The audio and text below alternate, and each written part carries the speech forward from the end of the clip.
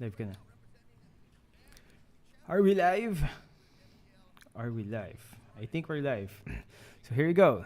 Hey guys, what's up? So we're here again for another M4 Relive stream video, and this time it's gonna be the knockout stage, day 1 of the knockout stage. So the first match is gonna be against Falcon versus Onyx, right? Falcon versus Onyx, best of 5. After that, it's gonna be Echo versus Team Hack. So it's gonna be also best of 5. It's the upper bracket matches, and for the whole day, it's just gonna be those matches again. Falcon versus Onyx, and then after that, it's Team Hack against Echo. So which team are you guys rooting for? Again, are we live? I'm gonna check out your comments. Oh yeah, we're live. 233 watching. So what's up? Hey guys, what's up? Derek, what's up? Yo, I am Rio. So it's still gonna take around like an hour before the actual match starts. But the ML official is already streaming the event. So you can see the teams coming on the stage. That's live, right? The entrance of those teams coming onto the stage. So what do you think those guys feel right now? Richard, what's up? Will there come a day that it's gonna be you who's gonna stand there, gonna be entering with your squad? Ooh. Shout out Biko Lako, what's up? Richard Nicanor Ong, Eggy Excalibur, intense. Yeah, it's still gonna take an hour though. So the the casters are just bantering off together. That's Assassin Dave, Mirko, Leo, Wolf, Link, Tox, what's up, Tox? Zoro Noah, Roro Noah Zoro. Looks like you're lost again. John Rendell, what's up? Artas, Link with McDonald's hat, what's up? Elgin, do you know Hororo-chan? Man, yeah. Not personally though. We've been asked that a lot. So tell me if you guys wants to listen to the... Oh, they're gonna interview the 4 teams. So let's listen for a while. Okay, guys? Let's listen... May na ilaw. Let's listen to the interview for a while so we can build more hype. It's Joga. Let's listen to Joga. Like top teams in the tournament is a very scary thing. It's a scary thing, but it's also motivating. A little bit motivating. And I'm sure you guys will do well. How about Mara from Occupied Rounds? Yeah, we were excited to play those versus those great teams, and it was a really good experience to try our best against them. And I gotta say, Occupied Thrones, in my opinion, you guys did very, very well. Very well. Bawasan mo na lang. And for next flash, I'm your ATM. Madilim ba? Sure. Do we have a translator? Maputla. Just say in your native language. Siguro យើងពិតជាសប្បាយចិត្តខ្លាំងមែនតើដែលបានខ្លះជាក្រុមតំណាងប្រទេសរបស់កម្ពុជាមកហើយមកប្រកួត M4 នេះហើយខ្ញុំពិតជាសប្បាយចិត្តដែល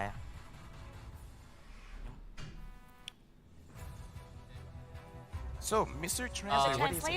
Yes. From the... You can be in front. Show your face to the camera. We want to show your handsome face. There you go. Help us understand. Us, we from Cambodia team. We very excited to be there. M4 Champion World. Yes, Chip. We're very excited. So feeling very excited. Now we have S11 Gaming Argentina, Kai.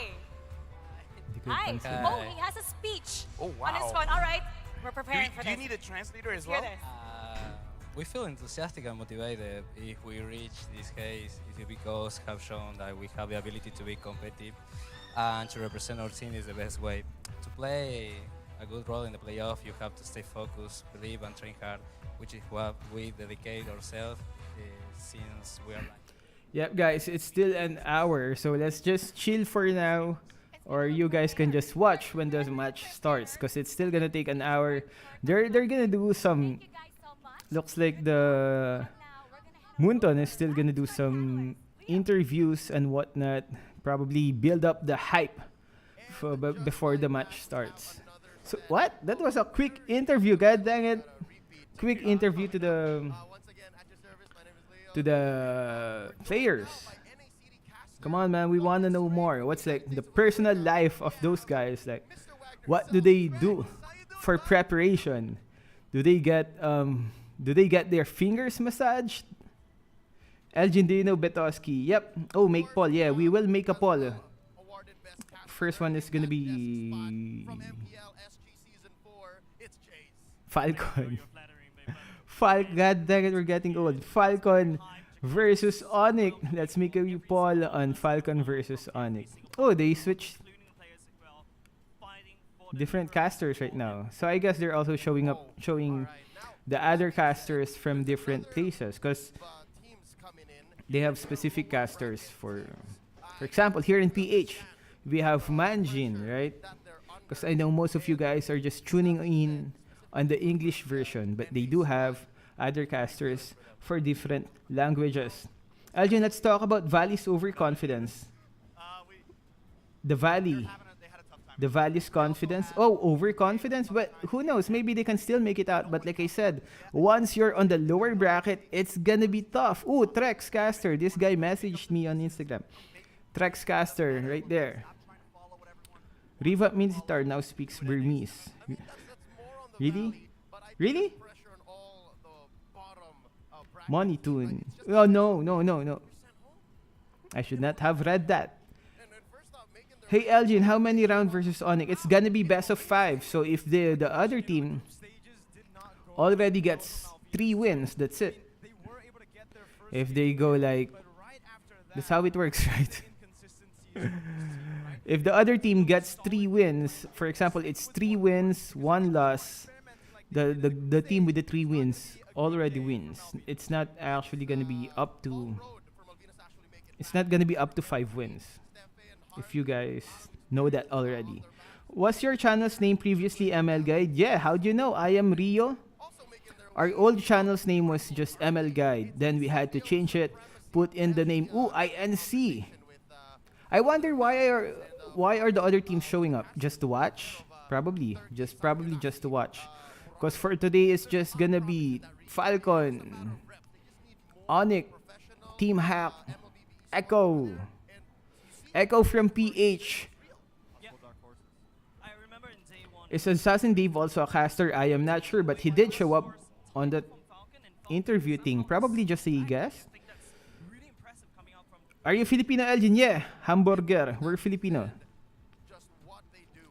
Kapan buat cartoon Mobile Legends animation? Elgin, where you from? We're from PH. Please say hey guys, what's up? Another hey guys, what's up intro. Oops.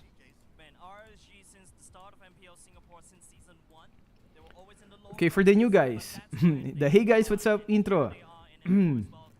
Hey guys, what's up? So the Reds Collector skin is finally here, and it's called Naraka Flame. What's up, Vicious? I saw ya, what's up? Oh snap, some trash talking on the AI on Falcon. One of the viewers is saying Falcon equals AI. Nah, Falcon actually did good, man. They beat the top players, the top team, which is the Blacklist PH. Blacklist twice. They did it twice, man. So those guys from Myanmar players. Shout out to Myanmar players, man. Ooh, the Valley. Mobile Zane. Hun. Betowski, do you know Betowski? Yeah, we know Betowski.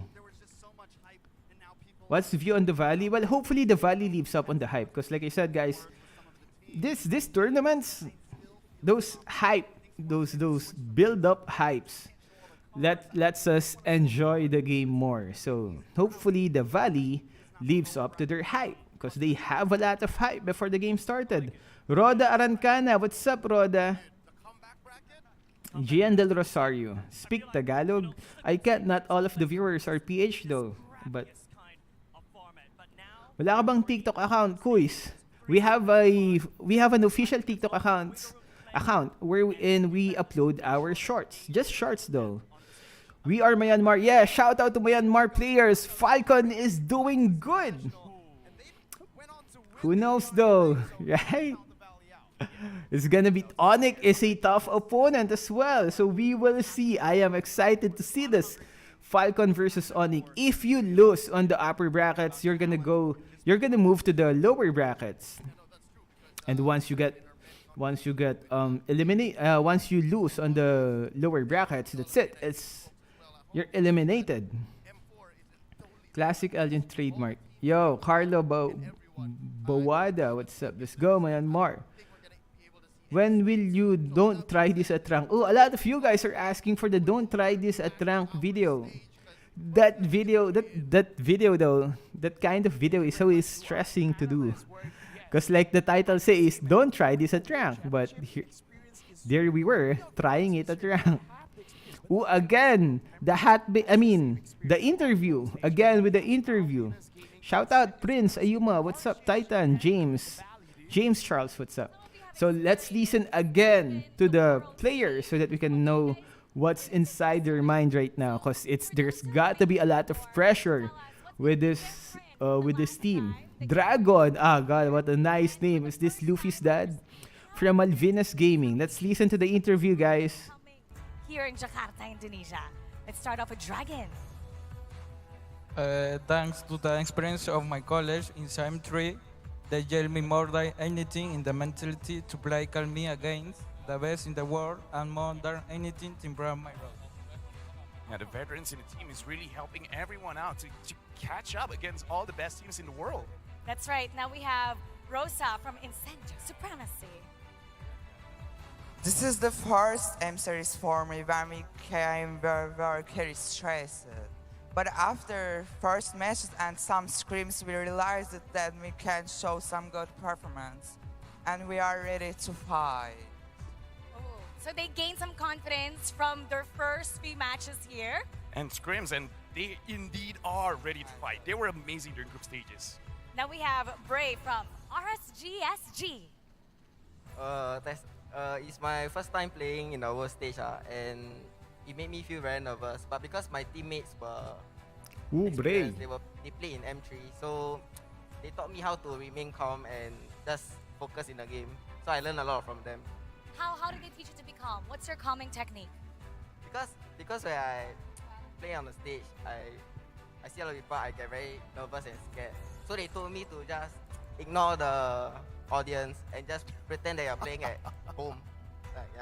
To focus and to go boom boom. Ignore everything else. We're playing at home. This is our comfort zone. Now, everyone's waiting for his answer. Moba Zane from the Valley. What's different this time around? Because you really surprised us in M3. Everybody was wowed. Now, what's going on different in the knockout stage and onwards? We have some new members that we've picked up, and group stage didn't go as well as we might have thought it would, but I think we'll do okay. And how did you guys recover from that, or what did you learn from that? I think we need to work on our drafts, and I think we all get a little bit nervous on stage that we definitely need to fix. A little bit of stage fright. But knowing you, Moba Zane, you're a great leader. You coach your team very well. I know you're gonna come up with something surprising to surprise the entire world. Yeah, and honestly, I kind of feel like, just like what our panelists say, this is the comebackable stage. Is like, yeah, sure, group stages is group stages, but the knockout stage, this is where the real fun starts. The comebackable. The comeback. The comebackable stage. Now we're gonna be talking about the next 4 teams. So let's head on over to Leo for the next 4. Again, you can tell the hype they're giving Moba Zane, right?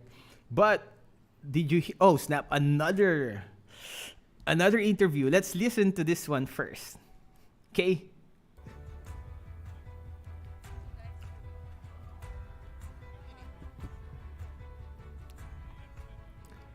What the heck? Yo, your mic is off, girl. Hot chick, babe, girl, your mic is off. Come on, man. We want to hear your voice. Okay, I'm gonna say what she's saying so that you guys can understand, right?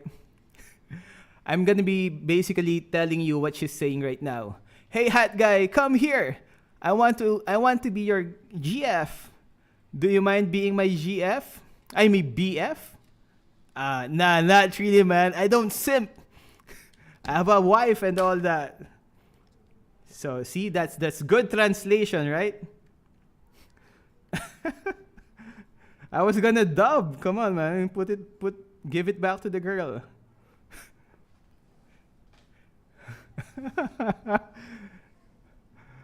Well, again, did you hear what Maba Zane said? We have new teammates. So if you read between the lines, right? He said we have new teammates. If you kind of read between the lines on what he's trying to say, yep. Do you get it? Do you get what Maba Zane is actually trying to say? Probably. So, where'd the girl go? Give us back the girl. The new guys on Maba Zane's team is Hun and Basic. So if you read between the lines on what he's saying, maybe they don't have that much synergy. Maybe he's blaming them. Probably not. But it's up to you to tell what you think he meant with that line. Probably nothing. Hun saying masarap. Arvin Borboran, what's up? IGN Solokad, what's up? Chicken Joy. Strawberry Creep. Creep? Yeah, probably that's what probably Zane meant, that their team does not have that old synergy that they had with BTK because they have new members. Ano oras start ng game? Almost like 50 minutes more. Link with McDonald's. Hi, what's up? GGG4. Mark Nicole Sarmiento. What's up, Nicole Sarmiento? Oh, is the girl back? No! We don't like guys. Give us the girl back from outside. Okay. Leo. Yeah, I think Naisu. It's gonna start on 3.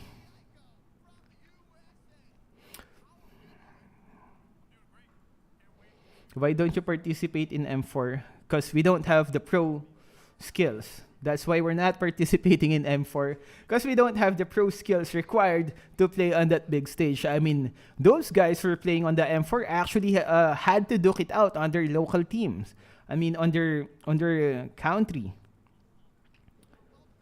I know, right? If BLK wins after losing 2 games from the Falcon, but underdog team, I'm actually rooting for RRQ Brazil. RRQ Brazil, it was their first game. It was their debut. That was their debut game on the M4. Ooh, Todak. Snap. Shout out, Titan Plays. Ivan Jude, what's up? Imagine Elgin collabs with some content creator. Yeah. I would love to collab with content creator Mia Khalifa. Nah. The debut. Elgin, why can't we send Starlight anymore? I am not sure. Sir Mia Chizuru, what's up? What's up, Sir Mia? Hi, little dumpling. Elgin, I love you. I love you too. Forever together. Good day to you, sir. Falcon answers. Ha? Okay, name membership. By the way, guys, you guys requested it, so we answered back. We now have a membership on our channel. Some of the guys before from the group stage were asking us to create a membership thingy on YouTube. Now we did. Ooh, RRQ Hoshi. We now have the membership, so you can sign up. We're probably gonna think of other perks for our members soon. But some stuff you can already do, like different color of the name on chat, and some emojis that you can use if you're a member. But we're also gonna think of other perks for the members who signed up. Big show, yeah. Good day, Soreshang Shimrai, Freya Gacha, Peanut Butter Club. Here we go. Spider Kid, what's up? One of our donators from our previous live streams. RRQ Akira from Brazil. Here we go. Oh man, that's a lot of white vans out there. Elgin, you are X to me. That's sad to hear. Ray Dublas Jr. Why are they talking too much for the interviewing all the teams when only 2 teams are playing? I know. But I guess it's to build up the hype. Oh, it's Doggy. No. That's not actually Doggy. He looked a bit like Doggy though. That's Doggy Brazil version. Ready to pick up children? Elgin is now. Mia Colabuen. Mia Colabuen. Yo, Elgin, how are you? We're good, see with Brain. We're just waiting for the game to start. It's gonna start at 3 p.m. So I guess 30 more minutes? No, it's actually 44 minutes. What the heck, man? Elgin, who do you think is the dark horse of the M4? Definitely the dark horse is gonna come from the lower brackets. Because it's gonna be fun. It's gonna be interesting. Oh, here comes Blacklist. It's gonna be interesting to see a lower bracket team actually winning the championship, right? So if you're gonna choose from the lower brackets, which team would you like to see to come out as a champion? Elgin Pakis, sure. Just in the chicks though, because my mom's strict. I have a strict mom. Do you also play WD? Yeah. I can't mention other games right now on this live stream. On this restream. Yo, I feel like Elgin is biased. Nah, I actually like... of course, I have a preference for which team to come out, right? But like I said, it will be much more fun to see an underdog team. As you can see on my prediction video wherein we published our predictions on the match, we said Blacklist is going to be top 1, then Onyx Falcon, and so on. But I would really prefer to see an underdog team win the match. It's much more entertaining. A team coming from the lower bracket actually rising up is going to be much more fun, right? Because I know we do have our own preferences on each teams.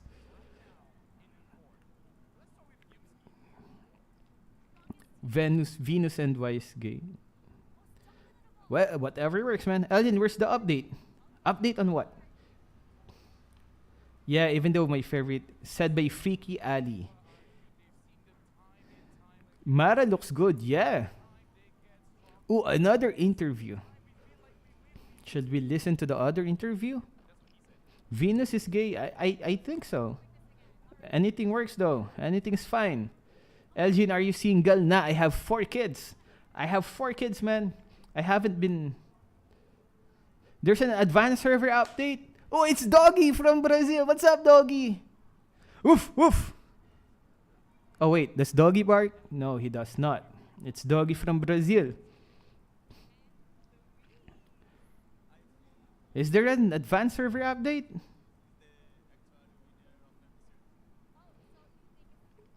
Hold up. Oh, stop. Let's listen to Doggy. Hi, G. Ah, man, we missed it. I was watching the comments. We missed Doggy's interview. Them in group stage and they showed Is that Doggy or Bulldog?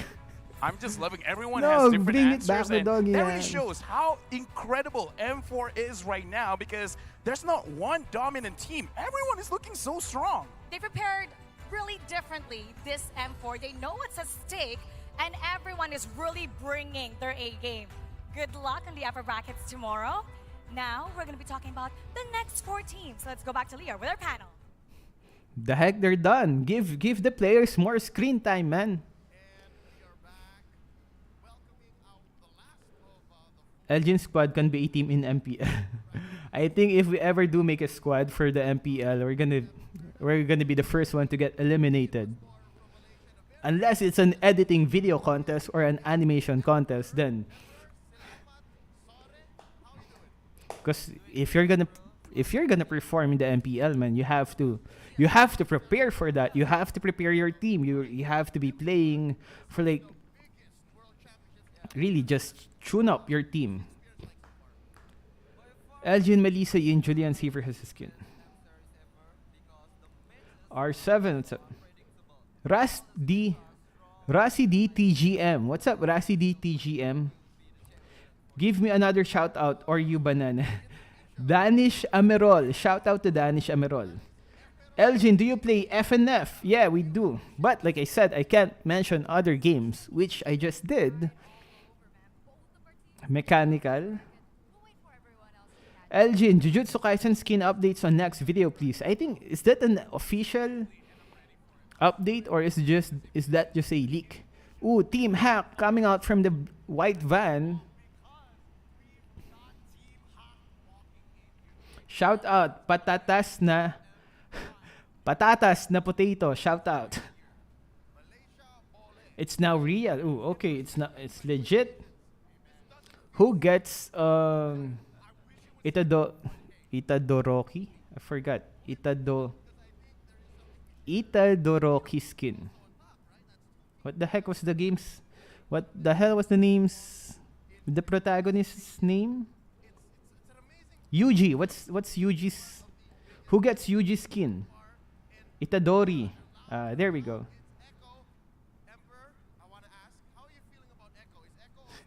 Yuji. Yuji Itadori. Yeah, there we go. Because Yuji doesn't have a domain expansion skill. So yeah, but I guess Sukuna has domain expansion.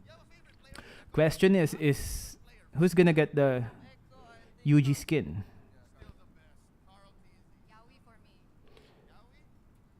So I guess when Yin uses domain expansion, it's gonna be Sukuna. Because Yuji does not have a domain expansion yet. Can you say Yowai? Yowai mo? Can you say Yowai mo? What's Yowai mo? Yo, Kids Cods, thank you. Love your content from Malaysia. Thank you, man. Mustard, thank you for joining. See you again later, okay? Watch when the match starts. A few more minutes before the match starts. Not really. 40 more minutes? Cardinal YouTube, what's up? Ooh, Falcon team, Myanmar. Myanmar players. Banana, what's a banana? Danish Amerol. Why am I a banana? Shout out, Reynald Torres, what's up? Are you Filipino, bro? Yeah, we're Pinoy. Ooh, Falcon with intense gameplay. Oh, snap. Hype. In knockout stage, what are you expecting new heroes to come out? I am not sure. I think they're still gonna play their usual heroes. It's just I think it's mostly gonna be the same, except for Blacklist, who always surprises us with their draft picking strategy. Nagagalit si Doggy. Doggy's mad. Can you say hack dog? Long hair kalaban lods. Bounce na tayo. Please say date bayo. Date bayo? Date bayo. That's from Naruto. Elgin, are you Filipino? Yep, we're from PH, Putim, or Pila. What's up? Tara kape. Coffee. Who wants coffee? Falcon is overconfident now? I am not sure. INC got... it was S11 who had their... What did you do to have 4 kids? What did I do to have 4 kids? Well, for those of you guys who still don't know, there's this thing. There's this. It's like a bumblebee, okay? And a. I can't explain it live. Elgin, kumain ka na. Julian is Megumi. Oh, I wanna see what's that girl's name who also comes from the Megumi clan? The one with no curse energy but OP strength? Forgot her name. She's insane. I love her. She's my favorite character on that show. Maki, yes, Maki. God dang, Maki is OP. Oh god, I love Maki, man. She's my favorite on that show. She went she's just getting more OP as the manga progresses on. She did some sumo stuff. Joel Lariosa. I know, right? Maki's the best girl out there. Elgin Yusus. Thick. Yeah, Maki's getting thicker. Maki is getting thicker, especially with that new haircut. She's buffed now, right? She took out the whole Zenin clan. Murdered the whole Zenin clan, man. Oh, let's listen to the Benny Cute T. World, a good fight. How about to the Filipino audience watching? Do you have a message to the Filipino audience watching? Anong mensahe mo? Keep supporting us. Sa atin to, Pilipinas lang malakas. Sa atin to, Pilipinas lang malakas. Now for Falcon, Naomi. Enjoying the game. Enjoying the game. Enjoy the Translator? Just enjoy the game. Well, we'll enjoy the game watching them. Oh yeah, you guys are doing really well. And I feel like this guy, since he moved to Indonesia, he's had a lot of women simping on him. Wow. Kyrie, what is your message to your opponent? I could hear the crowd going wild. A lot of love for Kyrie. Mensahe sa opponent mo.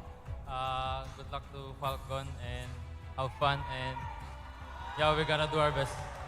Good luck to Falcon, have fun, doing the best. Wait, so Kyrie is weird. So you want to give a shout out to Indonesia or Philippines? Both. Okay. Oh, anong gusto mo sabihin? What do you want to say? My message to the fans from all over the world, Philippines, Indonesia, and other team. Just keep supporting your idol team and just enjoy watching. That's good. Keep supporting the team that you idolize.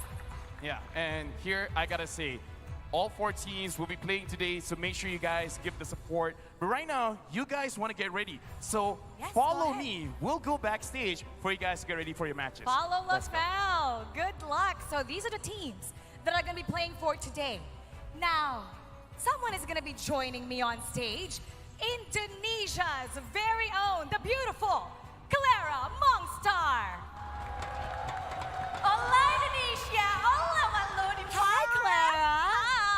It's nice to be here with you guys and of course you. I Beautiful love Mara. being with you. So the tandem that we have today, Mara, Clara, for sure. That this is going to be a... Oh, snap. Mara. Right, but not only both of us here, Mara. Oh, we're a special person to be here.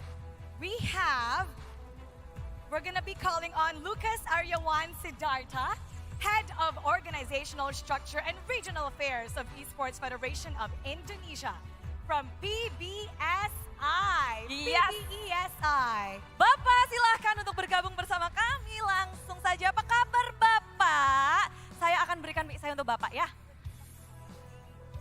Man, I thought it's gonna be another hot girl. It's a dude though. So let's listen to the dude. Wabarakatuh. Shalom, Om Swastiastu, Namo Buddhaya, Salam Kebajikan, salam untuk kita semua. I have no idea what's he's probably saying, come on, hot chicks, message me, single for life. DMs, check DMs, send nudes. So here we go. We're actually, for the guys asking, we're 36. We're 36. Yo, what's up, guys? Jim Blocks, what's up? Can someone magkamukha? Do I look like him? That's brother. That's my long lost brother. Yo, what the heck are you doing there? Oh snap! It's my long lost brother. Yo, bro.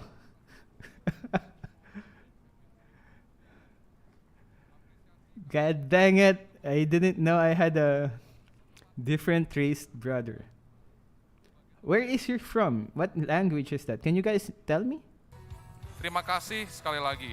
Ini sangat selaras dengan misi kami menjadikan Indonesia sebagai sentra e-sport dunia.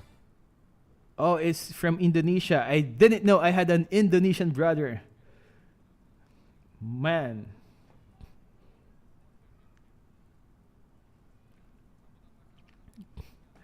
Elgin, Mara or Clara? Mara Clara. That's a tough decision. It's like the old show, Mara Clara. Maybe both. No. I actually have 4 kids. We're good. Good boys. Yeah. Nah. I forgot that we're live. We're actually good boys. We have 4 kids. So let's listen to the guy. Kalau saya bilang Salami Sport, Onik bilang jaya ya. Salami Sport. Okay. Bro, okay, go bro. That's my long lost brother. Now, Team Valley is not yet eliminated. They're just on the lower brackets. God, I am loving this live stream. Yep, we're Filipino. We're from PH. Banana. Brother from another mother.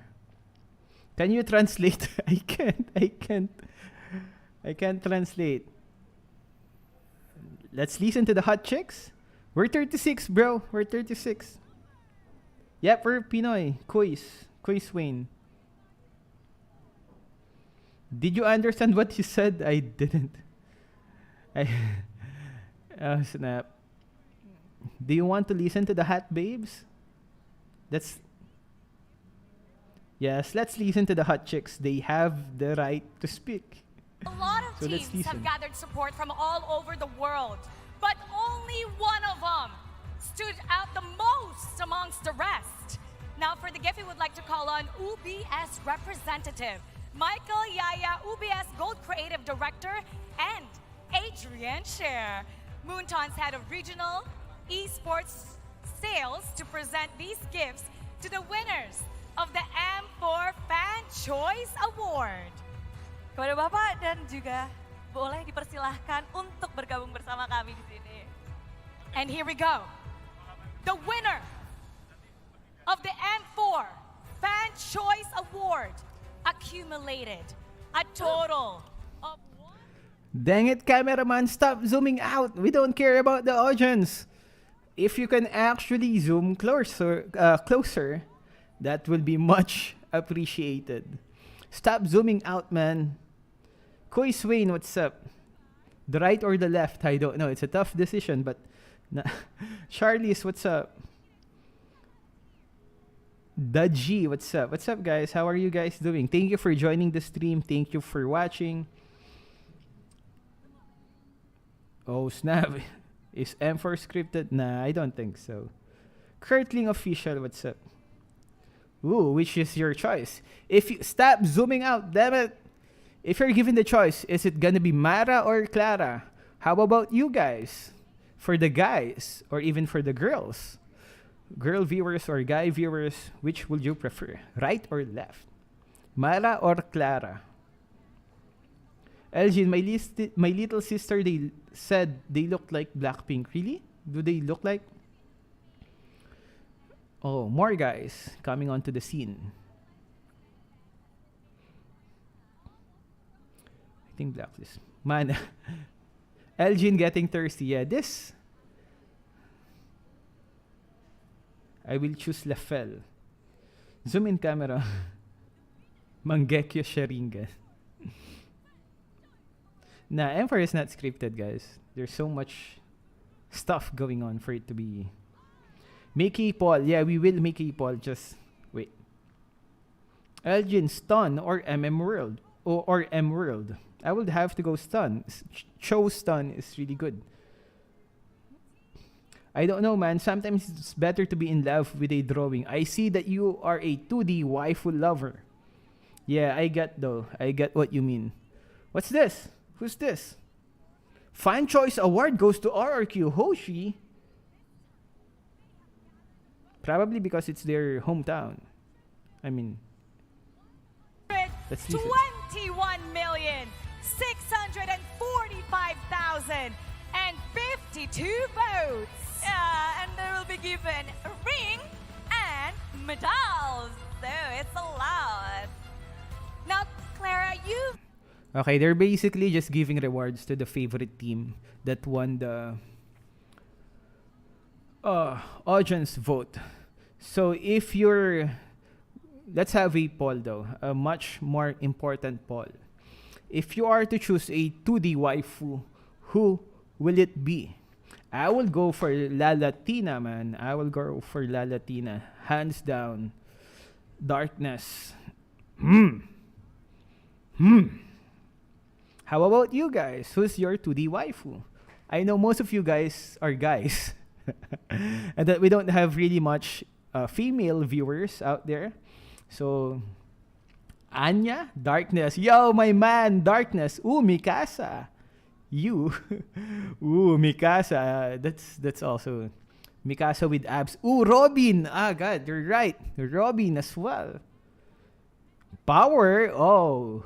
Power doesn't really have much sex appeal though. I mean, Makima. Oh, and I am loving your answers, guys. Funny. Prefer real woman. Oh, yeah. Zoro. Oh, snap. Zoro. A lot of Maki. Maki. Oh, Maki. Man, yeah, I guess it really is a tough decision. It really is a tough decision when you start mentioning those names. Anya? Anya? What? Hi, Elf Archer. Hilda. Yeah, but still I will go for my Darkness. I will go for La Latina. Baki, man, you like it rough. Someone answered Baki. This guy loves it rough. Balmond in ads.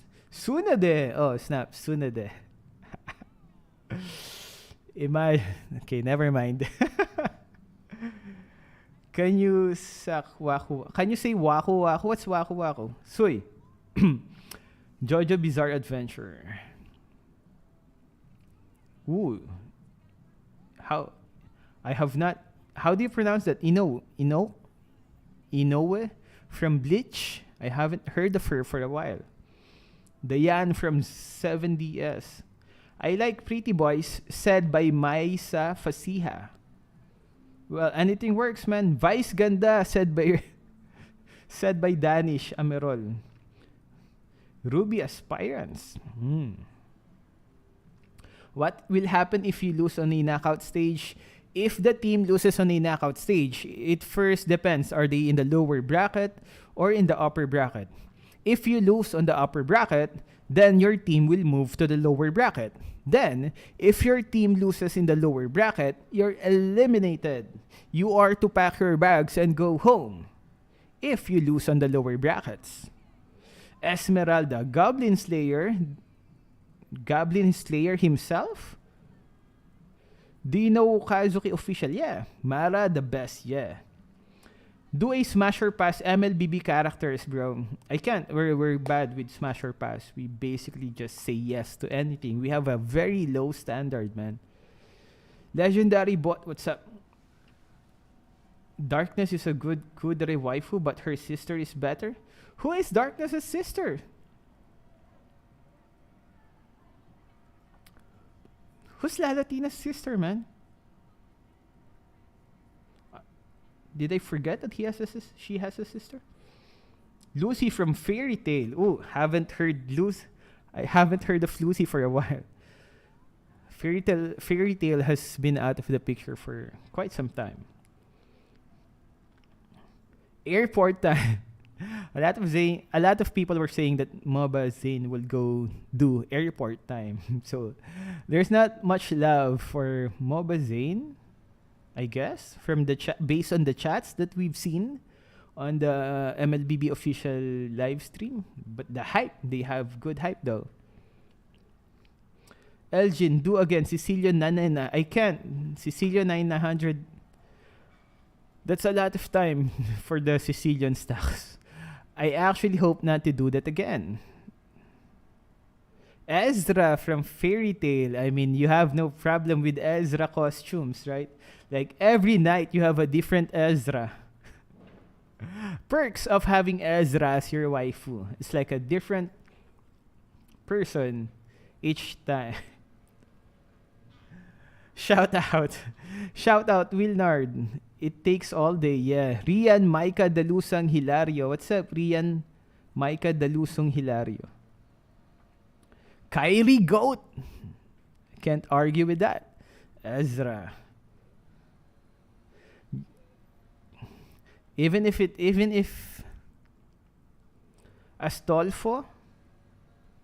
Who's Astolfo? Hello from Bangladesh. What's up, Mr. Shorno? What's up? Only 4 teams are gonna be playing today. Again, it's Falcon versus Onyx. The first game, best of 5. Next one is gonna be Echo versus Team Hack. That's gonna be the second match. Falcon from Myanmar. Onyx Indonesia, right? Echo from PH. What was Team Hack again? Nagaland. What's up, Lisa Gaming from Nagaland?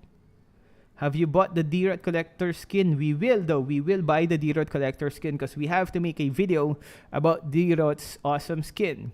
He's basically... D-Rod on that skin, on that lore skin, is basically Franco's biatch. I mean, homeboy. D-Rod is Franco's homeboy on that lore video. Oh, we actually have a video of D-Rod already. Hack from Malaysia. Yo, sorry, man. THQ from Malaysia. I'm sorry, man. I am getting old. Team Hack from Malaysia. Falcon from Myanmar. Onyx Indonesia. Echo PH. Some of the guys are saying the Valley comes from Indian pride. Is Moba Singh. It's a troll though. Elgin, can you scream? I can't, man.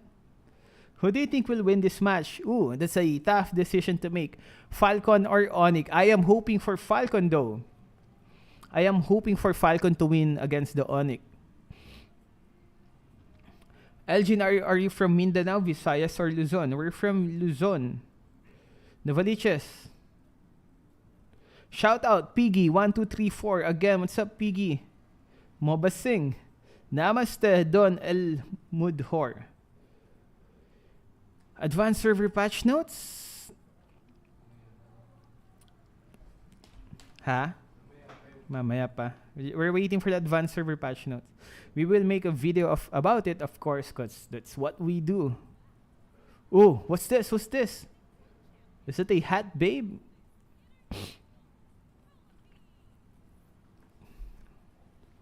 What?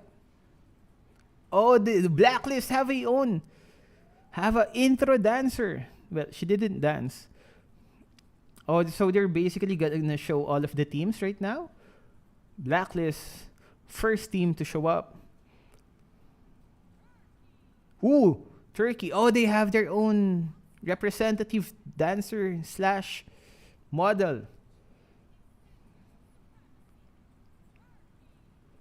Wanna listen to the entrance, guys, so that we know their countries and whatnot? Oh, let's listen, okay? Soaring high and returning once again to prove that they are worthy of the crown. Falcon Esports, Myanmar.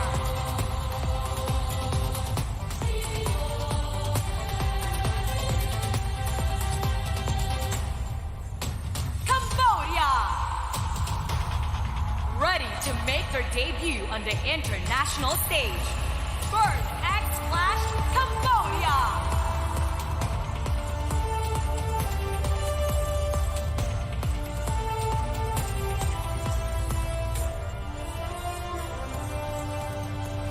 Indonesia. All rise as we welcome Indonesia's current kings and the crowd's champion, Onyx Esports, Indonesia.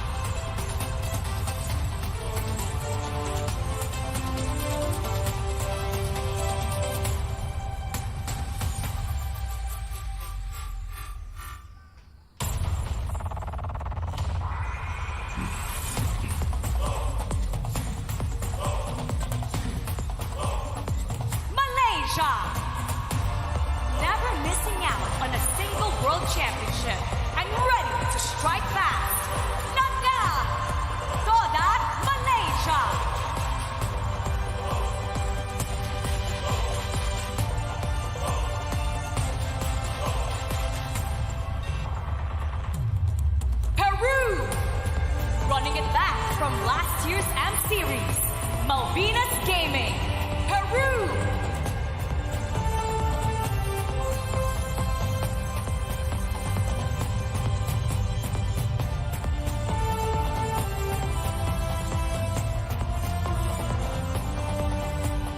Vietnam, representing the Mekong region, MDH Esports, Vietnam.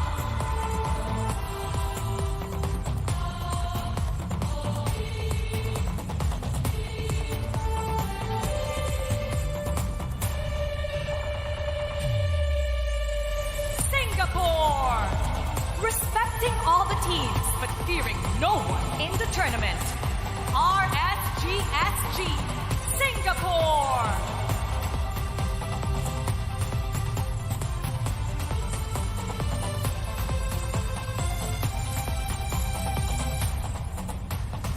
MENA region, coming down from their thrones and joining the kings of all regions. Occupy throne, MENA region.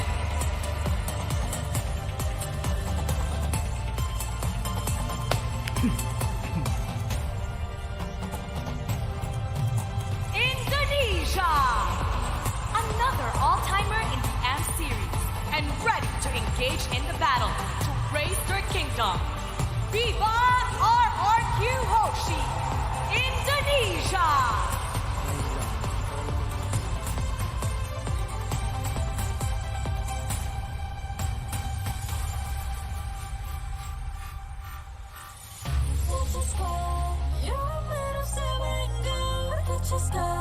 You're the greatest function now. You and I, we can make it on the go.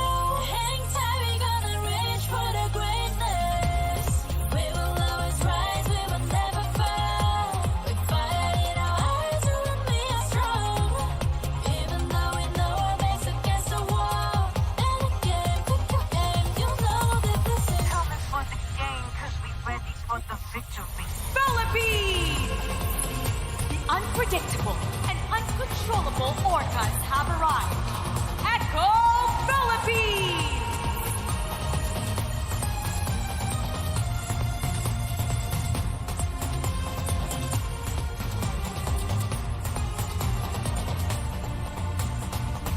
Malaysia! One of the most amazing miracle runs in the making. Team Hawk, Malaysia!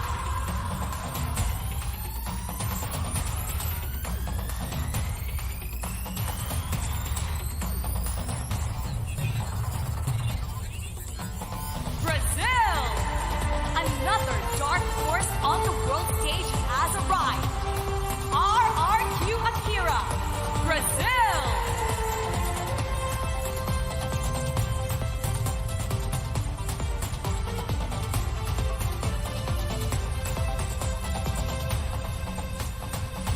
North America, back for another spectacular. Yo, Indian Pride, go! MOBA Sing! The Valley, man! Indian Pride! Let's go! India!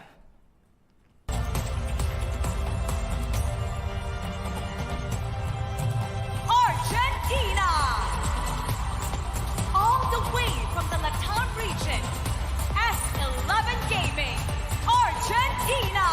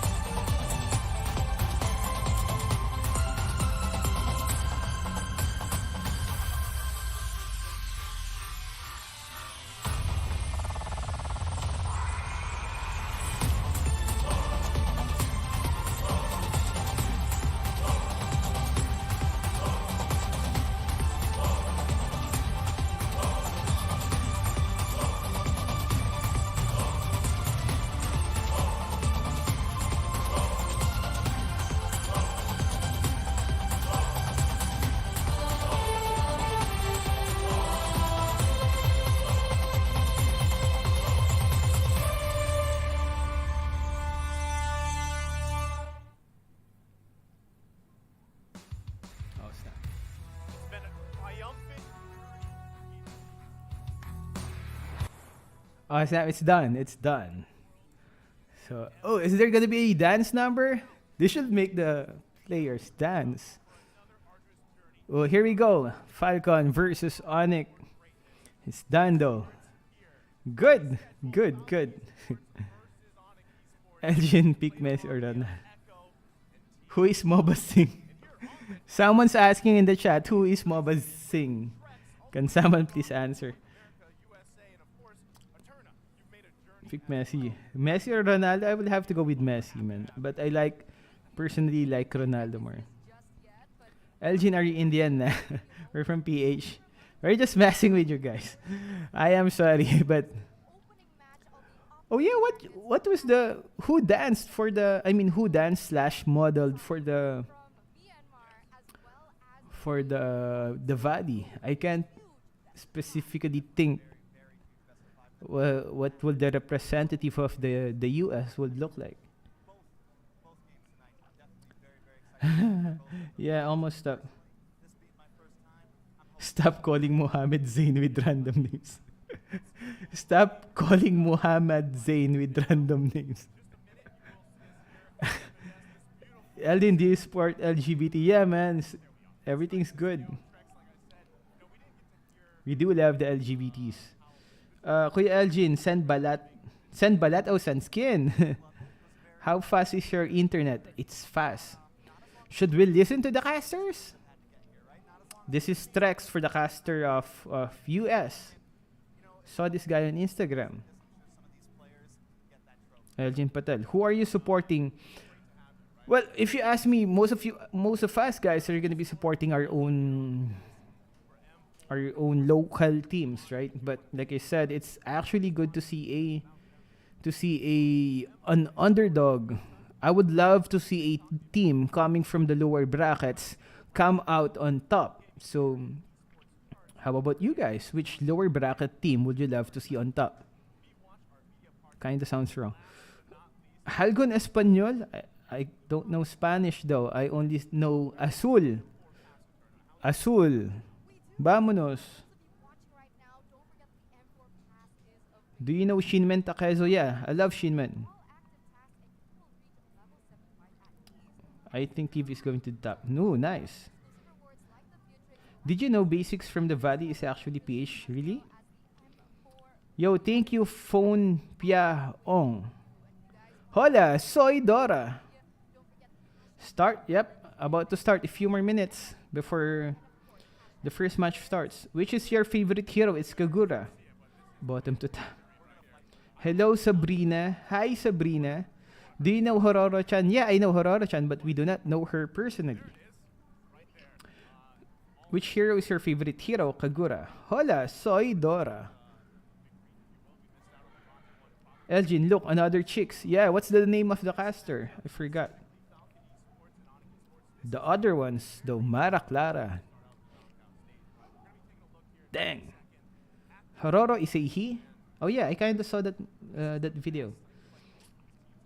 When are they going to start? A few more. Oh, 3 more minutes before the match starts. Here we go. Again, Falcon from Myanmar versus Onyx from Indonesia, the host of the M4. Do you know Beto? Yeah, Betoski, right? Who's your favorite MM? I'd have to go for Kimi. Again, this is just my personal preference. I'm not saying they're meta. They're just... I love using them. Trex might eat his co-casters. Why? Why would Trex eat his co-casters? Your opinion, who will win, Echo or Black? Ooh, who will win, Echo or Black? Hopefully they meet though. Because who knows, right? They can be... Oh, T-Rex. Ah, snap. I did not get that. Elgin, do you drink gin? Yeah, we drink all kinds of gin. Gin pomelo, gin tubig, gin guava, gin C2, all types of gin. The toughest gin I've ever drink is gin sipol. Do you know what's a gin sipol? Do you know what gin sipol means? Gene Sipol, kasi you're so poor, Gene Sipol means you're so poor that you can't buy a chaser. So when you drink the gin, you're just gonna go. It's a joke. When you drink the gin, you just go like this. Because there's no chaser. Napapasipol ka na lang. Hype. Elgin, are you alien? Yeah. First quiz. Hey Elgin, what time? Broke. You're so broke. This is just Gene Sipol. Sorry for those guys who didn't get that joke. LJ, what do you think about Paquito? It's not favorite pick again. Yeah, because the meta usually changes, right? I think Cho is the most consistent meta hero I've ever seen. Oh, it's about to start.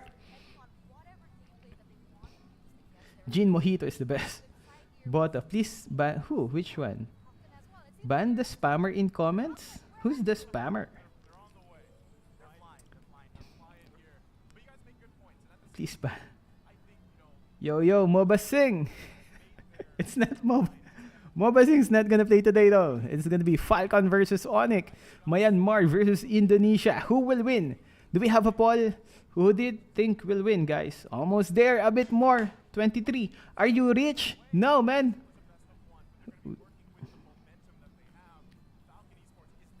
Where is Case? Here we go. 10 seconds. Countdown. Have you tried Gin plus Joy? No,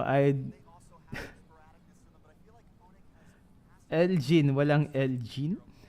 Tagasan po ka po. We're from Navaliches, Quezon City, Bagbag, Franco Street. Visit us. Just be careful though. Our place is a bit ghetto. I like Boto. Elgin, how do you get all your dias? From missions. Elgin, you said gonna marry Miroko? Miroko or Mirko? Elgin, can you say hi to Jesse Aquino? Hi to Jesse Aquino. What's up? Who's Miroko? My favorite team, Aryan the Nerd.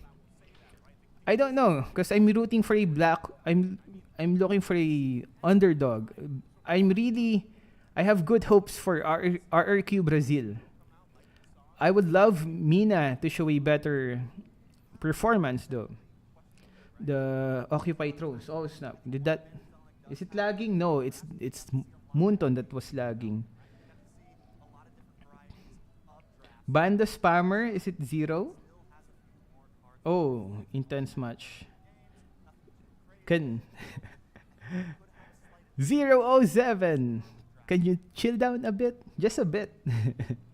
Onyx. Elgin, besides MLBB, do you play any other games? Yeah, we do play a lot of other games. I love playing games. Especially if you don't have that much work. But we can't mention other games right now here on this restream.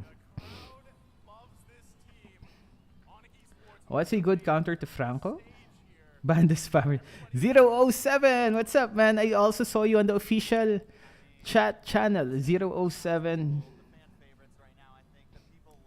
Elgin, is this your full-time job? Yeah, this is our full-time job. We make a living out of YouTube. It's enough for a family. I have 4 kids. Elgin, play COC. Shout out to Sima Franca, Mark, Jason, Yunting. What's up, bro? What do you do for a living? We're going full-time YouTube. I think we've been on full-time YouTube for 4 years now.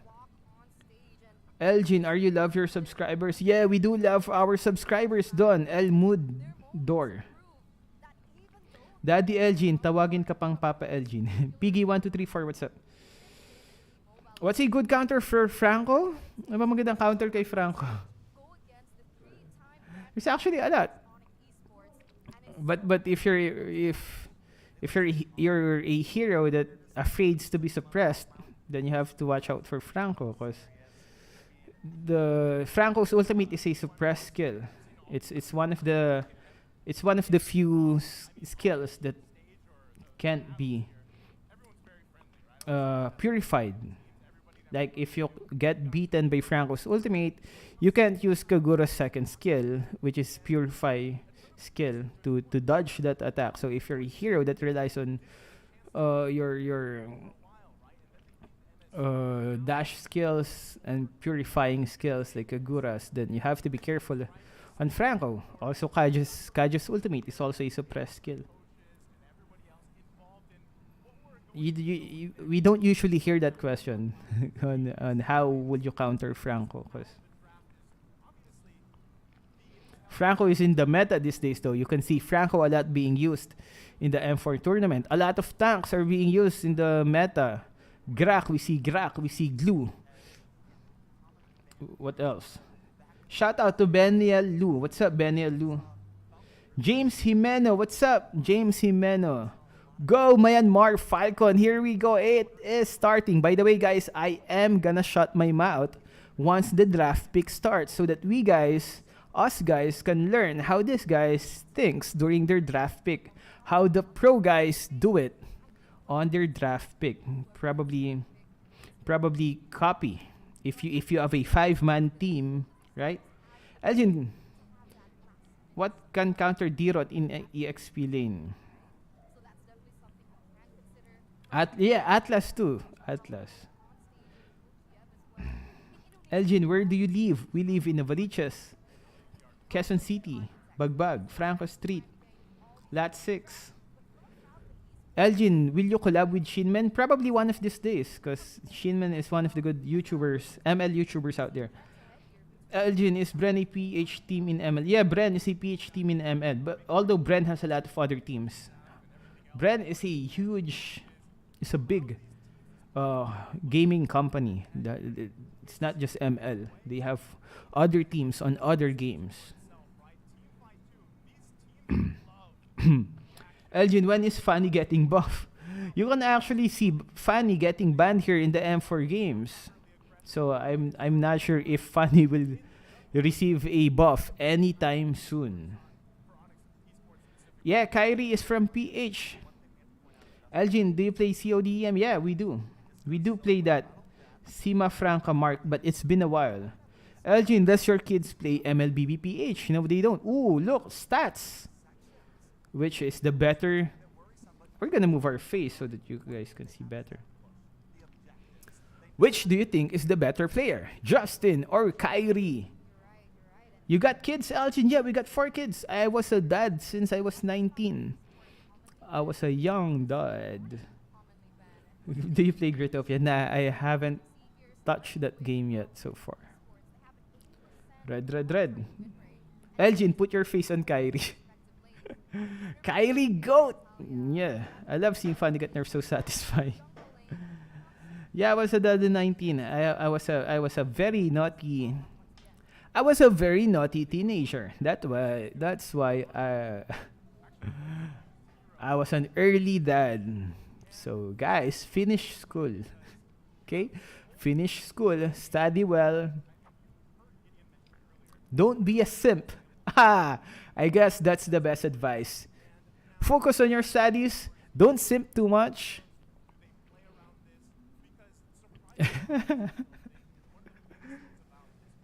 Did it feel good? Though I didn't regret it though. I guess it's one of my kids are one of the best things that happened in my life. So even being a dad at 19, I would not change that. So here we go. Falcon Esports. Link, what's up? Milinia.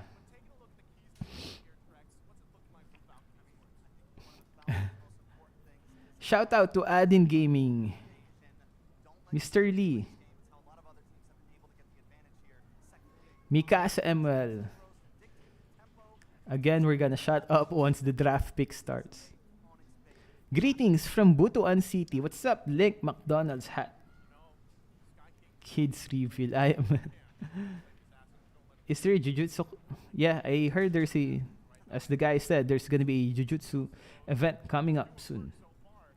India, yo, Biswanat Kar, what's up, bro? Can you do kids reveal na? I'm not I'm not comfortable with the kids reveal. The YouTube can be a very cruel place. Yeah. Even when we started out, YouTube can be very cruel, and I don't think I can take that when it comes to my kids. I will probably hunt down the address of all the negative comments. Like, I will hunt you down. Why free? Can you create a video about Argus? We're 36. Personally, dyan kasi sa dalawa, I would love to see Falcon win. Falcon has a good momentum right now after taking down Blacklist twice. So I would really love to see Falcon going with that momentum. Grandpa Elgin.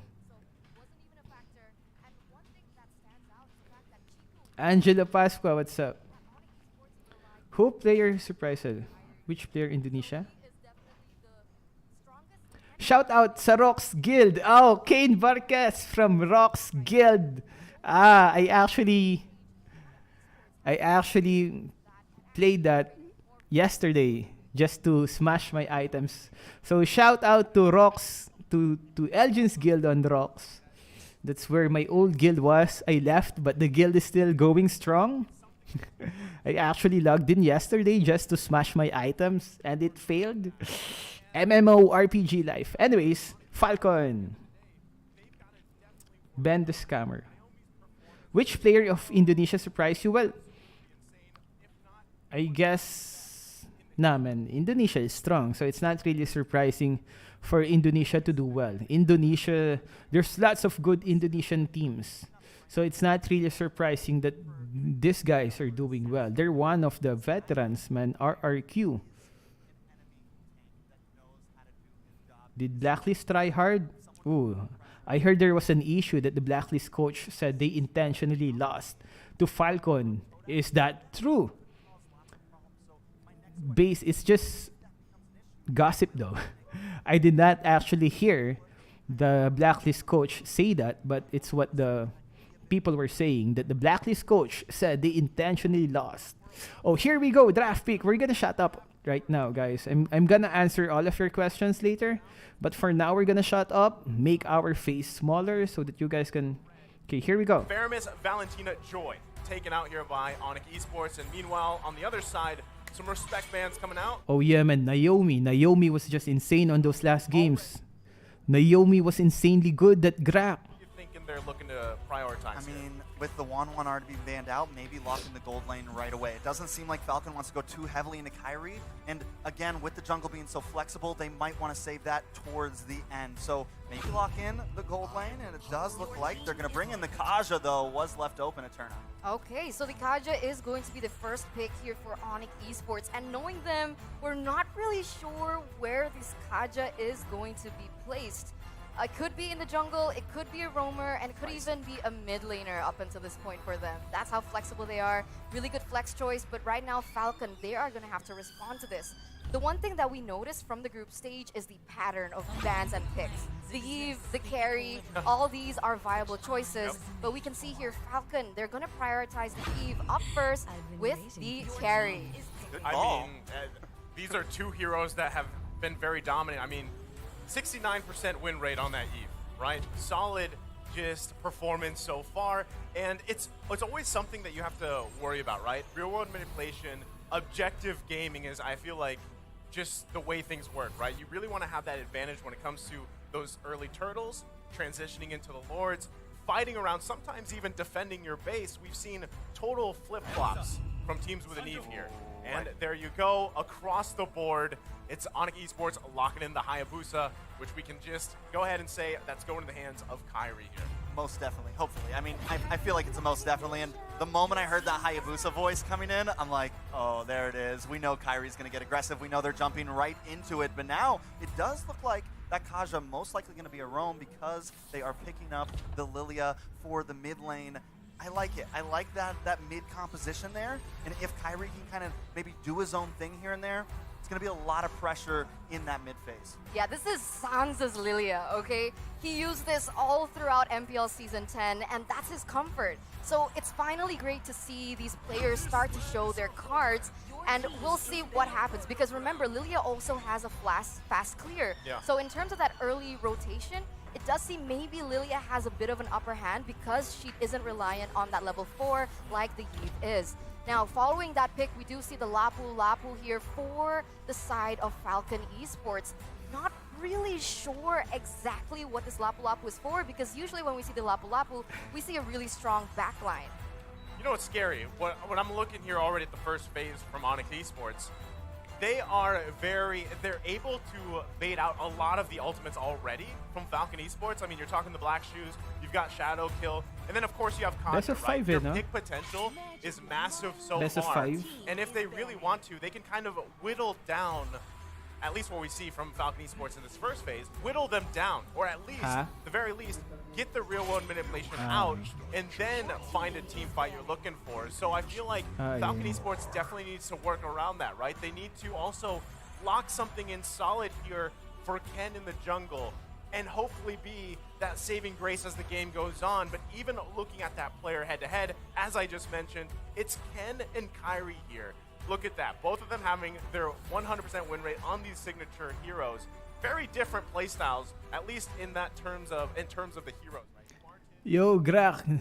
Naomi, get Grak, please. Naomi's Grak is open. Work is going to be cut out here for Ken specifically, but if it's anyone to do it, Ken can definitely do this, Trex. Most definitely. Now we've gone into the second ban phase. The Atlas does get picked off from the side of Hunnick, and Falcon aimed straight into those mages, taking out the Lunox and the Harith. Also kind of flexible picks, maybe guessing they're going to put those into the gold lane, possibly? So they want to take that out of the way. Now, still one more ban. Do they focus into the tank? Because, as we stated, that's going to be the problem. That could be the thing that really gives Kairi trouble here. So my guess is maybe the Franco. They haven't banned out the Franco yet? Because of this assassin pick, I wouldn't want to go against someone like the Hilda, or the Masha in that roaming position because that's how someone like the Hayabusa can be pressured in that gold lane. But they're going to go for the respect ban against Naomi. The Natalia is actually going to be picked out first. But what I wanted to mention before we even got to this was the fact that Falcon banned out Harith and Lunox. I find this interesting and ironic because these two heroes are actually Zipex's heroes. So I'm not really sure if CW would pick that up in the gold lane, but surely maybe they know something we don't know, perhaps in scrims, as now we're entering the second phase of the picks where Falcon has the first opportunity to secure. This is, I mean, we did see a quote there from Coach Dale as well, and just kind of comparing the cultures, but also even the play styles of these two teams. And that's why when we saw that team head-to-head, that's so apparent, right? They love these fights. They love also to play around their junglers if they can. But the lock-in is going to be the Fredrin here. An interesting fact, right? Fredrin is locked in. I think he's been picked almost, every single game or something like that. But the win rate, 35.29%. not good. That's not good. That's not good. It's red. It's group stage. It's group stage. It's group stage. You're right. I mean, Fredrin, right? We can assume that is going. You want to call him Freddy? Call him Freddy. He's probably going in the jungle, right?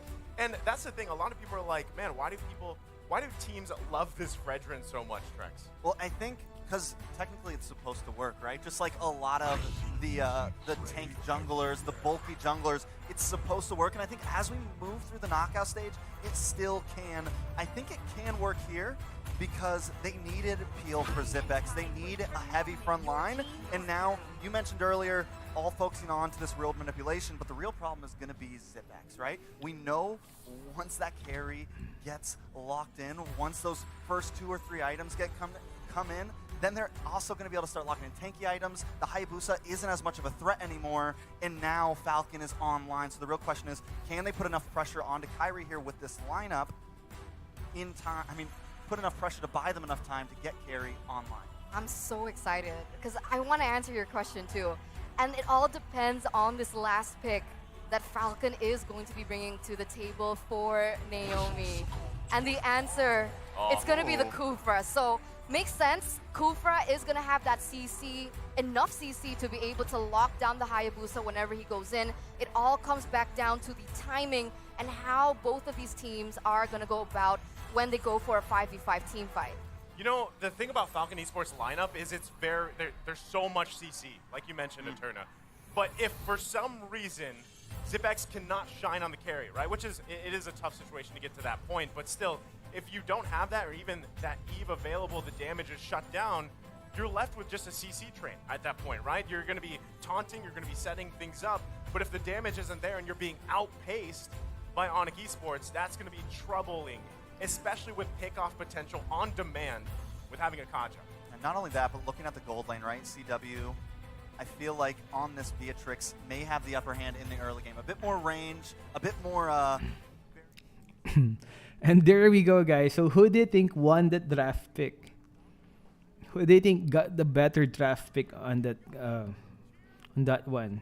Okay, here we go. Sports versus Onic Esports to kick off day number 1 here for the knockout stages. Okay, this is interesting, right? Because technically, when we're looking at both of the drafts, they can counter one another. But look at this. Already you can see Keyboy trying to pressure the jungle, trying to pressure Ken from those rotations. And like I mentioned earlier, this matchup between Yves and Lilia is going to favor Sans for a bit, especially in that early game, because he isn't reliant on that level 4. Whereas Justin, he needs to wait a little bit more to get those items, to get that damage, and also to get that real-world manipulation. I think one of the biggest things here, right, is if you're Falcon Esports, you don't allow Kyrie to get an early kill. I mean, there's already so much poke back and forth. Justin, even having to walk back to the tier 2, isn't even sure if he wants to recall there just yet. But still, don't give Kyrie that early kill to not allow Onic Esports to snowball here if you're Falcon Esports. But there's a big problem, right? The whole thing for Falcon was to put pressure onto Kyrie, and Onic is answering back by putting pressure of their own, already going into Falcon's jungle, not letting Naomi even step out into Onic's jungle. There's a lot of comparison, right? Like, in this current meta, what is more important? And I do believe that the mid lane is going to be the #1 issue when it comes down to those rotations, right? Because even if you lose the gold lane matchup, even if you lose the EXP lane, if you are able to clear faster and if you are able to rotate faster, that can alleviate any problems in terms of that draft. And so far, this is what we see Falcon lacking in the drafting. Well, right now, I mean, as everybody gets closer to that level 4 here, the first turtle of the game is going to be up. You can already see Ken getting in position here. The rest of the team, though, there's quite a few Onic Esports members as they might contest this one. Yeah, and in comes the Black Dragon Boots trying to get a back line, push on the Petrify Lux on. Kyrie takes the turtle. Nice suppression. 10 will go down. Justin brings out the real manipulation. In comes the Bravest Fighter. A lot of damage onto Sans. Sans will bite the bullet. And that is a 1-for-1 trade. But the side of Onic does take the turtle. All right, so Onic is going to be able to have a little bit of an advantage in that sense. And Falcon, they need to remember how and what are the highlights of their draft, right? Wait until these members can actually be a factor and not contest too early, honestly. I think they should have let that go. Yeah, I mean, I also like how both XP laners got those kills here. You're already going to see, right? Both. This is what you can expect from Kyrie, right? He is going to just be all in your space in your jungle. Whoever is going to be playing against them, that's something you have to play around here. So still, Falcon Esports, Yellow Flash grabbing that early kill here. We've seen just how strong a Lapu Lapu can even be. Sometimes he has to go 1 versus 2. It should work out, but still, pressure here on Ken's purple. Oh, Sans is caught in. In comes Kyrie, though. Does a nice amount of damage on Naomi. Sans will go down. Ken picks up the kill. CW comes in with an Nero's Passion. Ken's going to take a bit of damage, but Onic wants to back off here. They've lost 1 member, but Zipex is here to try to claim more. CW and Keyboy able to get away from that one. Turtle up in about 40 seconds, but it's still just 1-2. 1-0 trade so far, and it's still going to rely on Falcon to get that better advantage. What do you guys particularly think about the Yuzong and the Lapu Lapu in the XP lane? Well, I mean, both serve a purpose, right? What we're seeing a lot with this meta is Yuzong locked in for that back. They just go straight to the back line. The job here is to catch Zipex, right? I mean, he's got a flicker, but as soon as that's expended, you should be able to hit him with the Petrify. You have the Black Dragon form. You can cause chaos in the back. Meanwhile, you're still baiting everything out and relying on Keyboy to find that Divine Judgment lockdown. But that's the thing. Falcon Esports, they've got, what, 3 tanks pretty much at this point? Lapu Lapu, fighter, tank. You know, he can actually be that peel. He can be that front line for them, but still the fight a lot for of the damage. turtle. Naomi goes very, very low. Kyrie gets hit by the bouncing ball, though. Ken may go down. Boots wants to come clean up. Hits the petrify. Ken goes down. Next could be Justin. Boots maybe a little bit too deep. Zipex, though, hits the speedy light wheel, trying to come in. Yellow Flash onto Boots. Boots will be next. It's a 1-for-1 currently, but the fight keeps on going. Yellow Flash gets a stun onto Keyboy. Sans trying to find Yellow Flash, but he's just a little bit too tanky. Sans. Looks like Yellow Flash is going to back off overall. Onyx lose another member here, but still they keep the gold lead. So, as we were just talking about all of that, right? I'm going to refer back to the graphic we saw earlier. These two teams love to team fight. Every single objective that comes up, they're going to force it, right? And that time you actually saw perfectly. Kyrie went in, used the shadow kill, and then the cleanup was there. And Justin, by the way, has just now reached a total of 200 assists for his professional MLBB career. This guy is massive. He's reliable. Yeah. That's the main pillar of Falcon, the one who stays reliable, stays consistent, trying to deal damage from that back line, and also something that all the other members from that team can fall onto when things get rough. I mean, right now, Ken isn't having the best time, right? With the 1-2-0 KDA, his main highlight of the career here in the group stage is the fact that he was able to get the objectives. But right now, Onyx Esports, they've been the one in the upper hand in terms of that objective. And so we see Yellow Flash being the main carry here up until this 5th minute. And this Lapu Lapu is going to start snowballing. He has the CC, he has the damage. Onyx Esports, they need to be very aware of his positioning when they go for a 5v5 team fight, or they might actually fall short. Well, this is the great thing for Falcon, right? Zipex has mainly been able to just farm up. And yes, Justin's here kind of helping him, but might Justin does bring Sans. out the real manipulation. Keyboy's going to try to come in. Possible dive here. Don't think we're going to see too much, but with the turtle up in 19 seconds, this could be a nice advantage for Onyx. They kind of claim the pit. You've lost that utility from Justin there in the real manipulation. So Onyx, once again, still kind of feels like they're controlling the game here, controlling the tempo here, holding the gold lead and moving forward. Well, that's the thing, right? They're looking for a clean sweep on the Turtles as the third one of the game has now spawned. And as you mentioned, Trex, Onyx getting in position here, but once again, Falcon Esports wants to contest this one. Ooh, Naomi comes in, nice Tyrant's Rage. Keyboy takes a lot of damage trying to get away. Ken wants to find him, but Keyboy is able to escape. Turtle still on the field, Naomi very low along with Justin. And Kyrie picks it up. That's a double kill. In comes the Black Dragon. It's a show, boys. Boots now trying to get away though. Suppression does land onto Yellow Flash. Yellow Flash wants to move in. CW is here doing a nice amount of damage. They're forced to back off. Falcon will not claim this turtle. Oh, see, that's the thing. Every time they go for a 5v5, Falcon always falls short in this team fight. It was great, though, with the way that they did it, right? They were able to eliminate Kyrie first, prevent that damage from penetrating even worse. And that's the thing, because when Kyrie gets left open, he goes in for a double kill, maybe even a triple kill. But oh my god, Falcon, they get the turtle. That was so close. I thought the snipe was definitely going to hit it, but Justin is now here. Sans very, very low. Naomi trying to find him. Sans able to get away with just a sliver of health. This is a game, guys. This is definitely a great first game of the knockout stage. I feel like so many times throughout the groups we saw, I think it had to be Sanji that would flicker in, called the athletic flicker, get the one hit off. But let's take a look here at the emblems. Anything sticking out specifically that's giving an advantage here for one of the teams, Eterna? Honestly, at this point, they're all standard emblems, but the thing is, it kind of shows and reflects about the gameplay that they want to go for, right? We can see that Hayabusa, Kyrie, he opted for the Assassin emblem, the high and dry, who is going to have an advantage in those 1v1 situations. So we know Kyrie, he wants to go for the pickoffs, he wants to go for the kills, whereas someone like Ken with the Demon Slayer emblem, he's looking more on the objectives. And we see that kind of reflected, even though it has been kind of taken away from Falcon when we see here in the 8th minute. Well, right now, Falcon Esports coming up with a plan of their own. And remember, this is going to be the charge up. There's only 2 members here for Onyx Esports, but no one going to commit just yet. Still, this is crucial, right? Whatever team can find a pick-off first, it'll allow you to get that space you need. You still have 40 seconds till that Lord is up here. But still, both teams also holding on to quite a bit of map control, right? The tier 1s in the mid lane actually are still up. So if one team or the other wants to focus on getting that objective down, gives them that advantage in space. But that's why we see them pressing for any pick they can find here.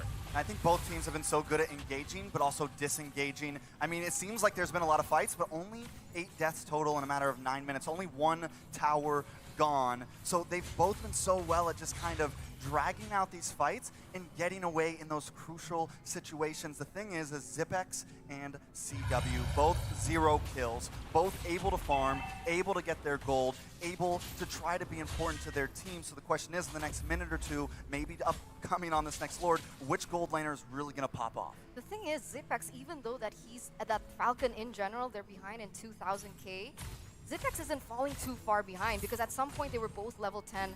CW obviously has a bit of an edge, but that also shows that Falcon is really good at giving the gold to the important members, right? That gold allocation is going to make the difference. And you can see here, Justin already has the Ice Queen wand. He also already has the glowing wand. So expect that utility starting to come through.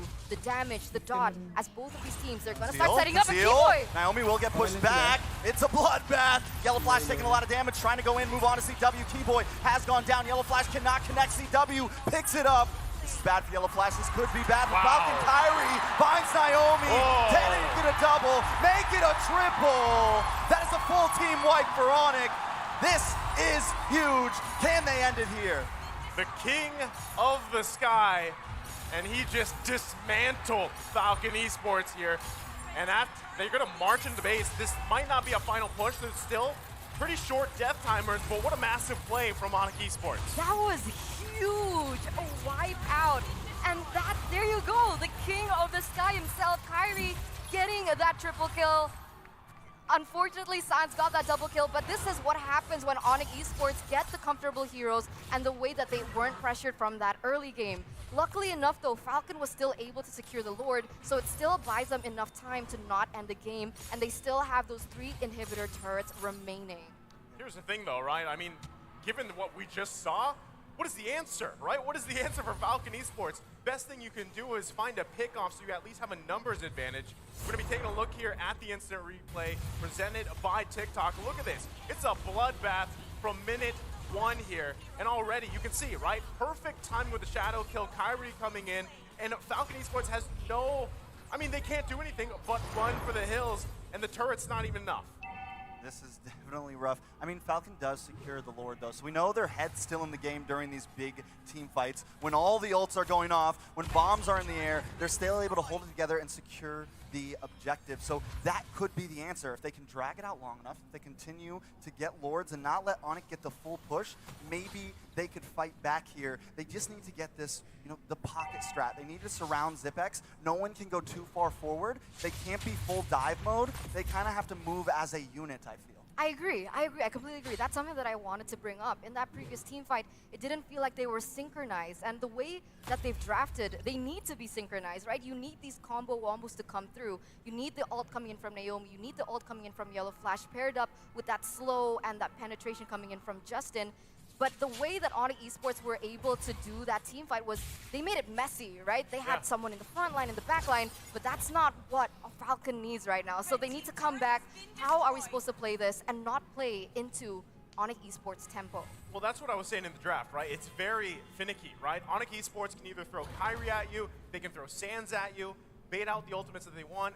Boots can also go towards the back line here, and that's what he's doing against Zipex and Justin. But not only that, then you also have to worry about a Divine Judgment dragging Zipex along or Justin, right? Those are 2 things that's multiple things that's working in Onyx Esports' favor. So Falcon Esports, like we said in the draft, if they lose one of those big damage dealers, whether that's the carry or the Eve, you're in trouble, right? How do you even fight that? Because still across from you, CW, 7 assists, but running that weapon mastery, has the damage and items that he needs on this Beatrix pick. And he's kind of just chilling, right? In a lot of these team fights, he's able to just do freely what he needs to do on this marksman pick because of all that, back and forth from the heroes of Onyx Esports. Oh, look at Kyrie, though. He's going to take this tower, able to get away. Doesn't even have to be down there for objective. So already, every moment, Onyx is ready to make a play, and it's going to really kind of pull Falcon apart because that's the goal. pull them apart a bit. This is going to be the first time, though, that Falcon does not make the initial start on a neutral objective. Naomi tries to find Sans here. That is going to be a big wasted utility. This is big for Onyx coming up on this Lord fight. Yeah, they know they didn't have the setup, so they're going retreating back. They're running for the hills, but Keyboy gets a Divine Judgment on Ken. CW going to try to find it, but Kyrie jumps in, picks it up. Falcon on the backboard once again. Onyx should have a free Lord here. Just like that. I mean, it was a matter of getting out some resources from Falcon Esports. The conceal plus the flicker, it failed, it didn't work. And now Onyx Esports securing themselves another Lord here. Actually, the second Lord of the game. They'll be able to march in. And also, keep in mind, Kyrie being able to take down that inhibitor turret in the mid lane, they should be able to get, if not one, maybe even all the inhibitor turrets as Falcon Esports has to deal with this. The clear potential, though, we're talking about 9K gold lead here for Onyx Esports. That is massive in the itemization department. Yeah, right now, I mean, Kyrie, they're really optimizing and utilizing the fact that they have better mobility. So they have more control over these separate lanes. They're able to pressure Falcon from all these 3 lanes. And look at this, the Lord already marching here in the mid side. Most definitely Lord is crashing down the mid, but it looks like Onyx may try to move towards the top. Kyrie jumps in, then jumps out, but Boots has a Black Dragon looking for Justin or Zipex. Can't quite find it, but the tower does go down. Real manipulation comes out. Naomi, Zipex, Justin all fall, and CW finds another one. Yellow Flash will go down along with the base, and Onyx take game 1. Onyx going to be able to get game number 1, but remember, ladies and gentlemen, this is a best-of-5 series. We still have many more games ahead of us. So right now, we know that Falcon Esports, they're going to be able to go back to the... Yo, they ended it. So game 1 goes to Onyx. What do you guys think? Are they going to keep continuing that kind of gameplay to against Falcon? Or will Falcon be able to answer back? Is the other matches going to be that one-sided? It wasn't even close, man. Well, it was kind of close at the beginning, but that goal gap was consistent. It just kept on getting bigger and bigger and bigger and bigger. Whew. So hopefully game 2 is a bit more entertaining, at least for us. But I know you, the Indonesian guys is really loving it right now. Oh, Kufra useless. Oh yeah, Kufra was supposed to be there for Haya, right?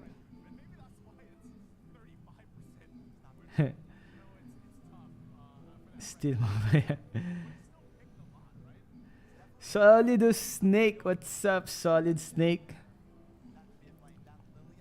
Let's listen to the casters' thoughts on that last match. Before, you're just able to put the pressure down because you can always get away if you need to.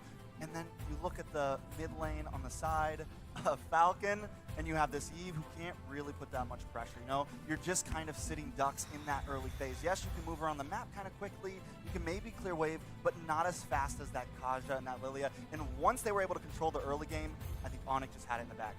Well, we're going to find out more, but before we do that, we do want to mention the M4 Battle Night goes live this January 21. Expect loads of events and rewards for grabs in game. First off, complete battle tasks in the game on January 21 to get a skin choice chest. You can choose. Okay, they're just talking about events right now. So, man, Kyrie, god dang, PH import to the Onyx. Definitely worth it import. So good decision on Onyx importing Kyrie to their team.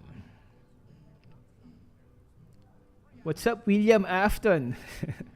William Afton's back. Uy, Mart from one of the boys.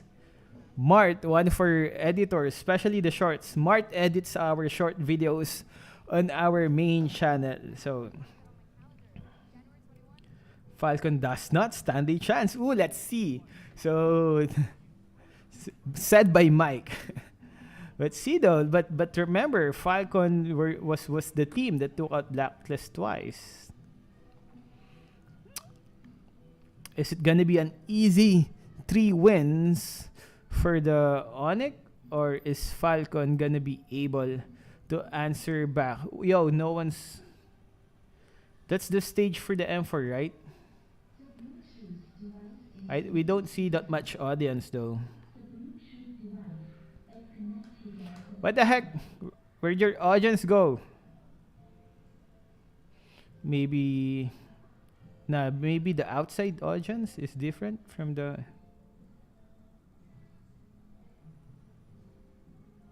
probably because there's some audience, see? So there's some audience inside, not filled though. Ooh, the draft. Maybe the Falcon just lost the draft. Maybe they will do better if the next draft goes to the Falcons' favor. But wala na po upload mo sa Elgin and the Boys. We had to focus on the main channel. That's why we couldn't upload much. We had to stop the vlog for the main for the Elgin and the Boys channel. We had to focus a bit on the where's Oyok? It's actually Ayok. It's not Oyok, it's Ayok. He's not here though. It's Saturday.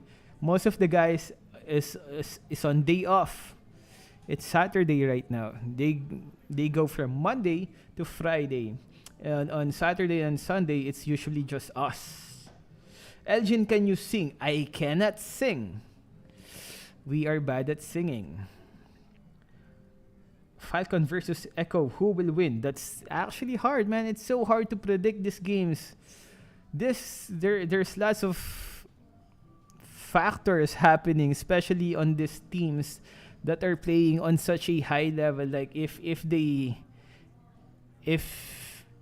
make a minor mistake, there is a huge chance that the other team will take advantage of that, especially in the draft. It's so hard to predict this because remember, Falcon took out Blacklist. And there were also other upsets that happened in this match. Onyx was actually beaten once. I love you, Kyle, Chris, and Anaklo. There were some teams that you didn't thought they would be beaten by some of the lower bracket guys actually beat some of the higher teams once. Even S11 gave us a surprise. Kyrie, pride of India. Everyone's the pride of India these days. Can you make a video of the most banned and most picked heroes after M4 ends? I think we did that. Hamza, a bid. It depends. Is it the most banned on the pro scenes, like in the M4, or on the actual game? Because they actually have a website that we usually check on to see which banned heroes, which is the most banned and most heroes with the most win rate on the ranked games. They also show the preference of the mythical 2s and above and those below, because it's really different. You know, it's the ban rate is usually different in the epics and legends as compared to the mythics. I know, right? I would also love to see Naomi's Grak. I want to see Naomi's Grak back. Pinaka nakakapang ngitang pagsisinungal. Yo, Link, what's up? Who do you think is the dark horse of M4? I want to see the Brazil, RRQ Brazil do better. Although it will be interesting to see a team from the lower bracket actually come out on top. If you're gonna choose a team that's currently on the lower bracket, which team would it be? The Valley is currently in the lower bracket, so it will be insane if the Valley somehow comes out on top. Falcon will win, said by Zwalhan. Yeah, hopefully the second match is a much closer match. I would love to see another Naomi Grak. Copy. Do you know Kimi changes her name to Kimi in Japanese? It's the same though. Elgin, are you excited for the upcoming Jujutsu Kaisen skin? Yeah. Anime skins is always welcome to MLBB. Kuya, crush puso kita. Jensen Seguido, what's up, Jensen? Who's your favorite jungler? I would say Jawhead. I love Jawhead jungler. But like I said, favorite hero is different from the metas.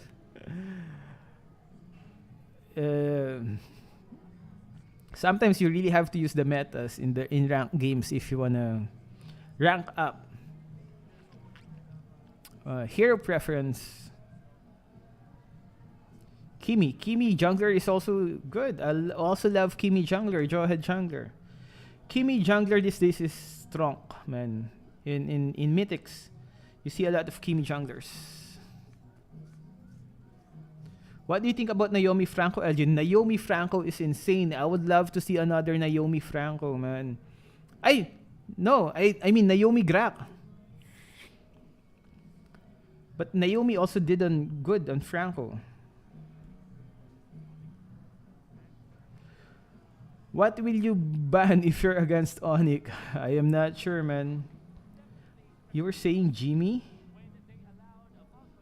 Do you think BTK is more stronger than the Valley? A lot of the guys are saying that the old BTK is stronger than the Valley, because even MOBA Zane said it himself when he got interviewed. He said that we have new teammates, so that's kind of saying that they don't have that much synergy. Is that what he's saying though? If you read between the lines. The interviewer asked about the last game of the Valley, and that they moved to the lower brackets. So MOBA Zane's answer was that they have new teammates. What does that mean? Does he mean that they don't have much synergy as compared from before? Or yeah, I think BTK was also better. Basic is just basic. Or is he blaming his teammates? Probably not. Because that's bad. Probably just saying there's bad synergy with them right now. Or not that good. Not that good synergy right now. I don't think he's... I don't know, man. MOBA blame. LG Naomi Franco or Vin Franco? I think it's Naomi Franco. On his last game with that Hellfire, Hell King, I mean, and he had lots of hooks.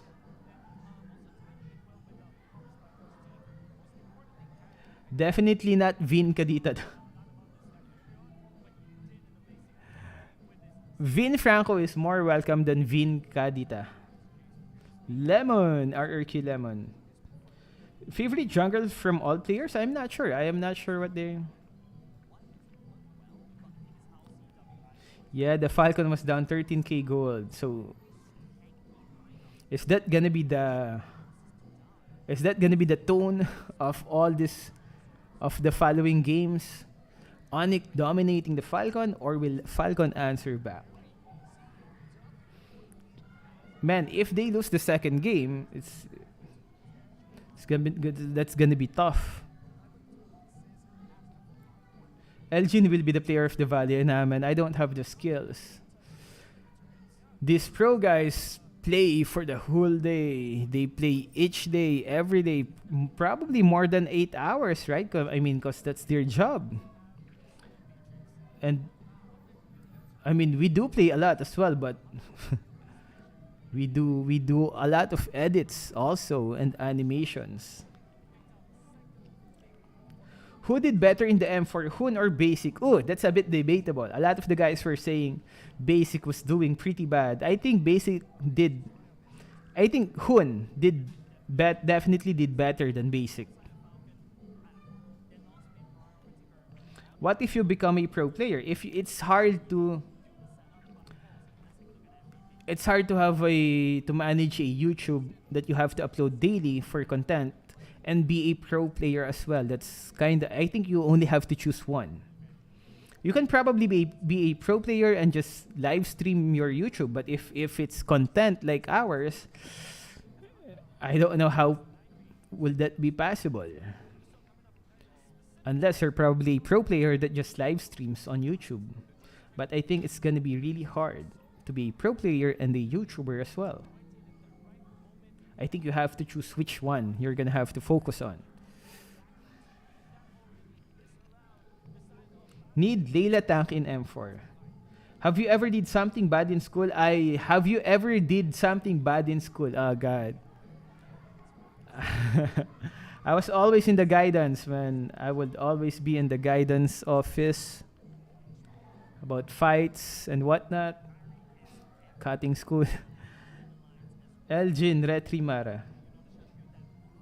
Yeah, I think it's hard to you have to choose either be a pro player or be a YouTuber. Probably you can be a YouTuber after your pro player career because you can see a lot of guys like that, right? Like Zapnu.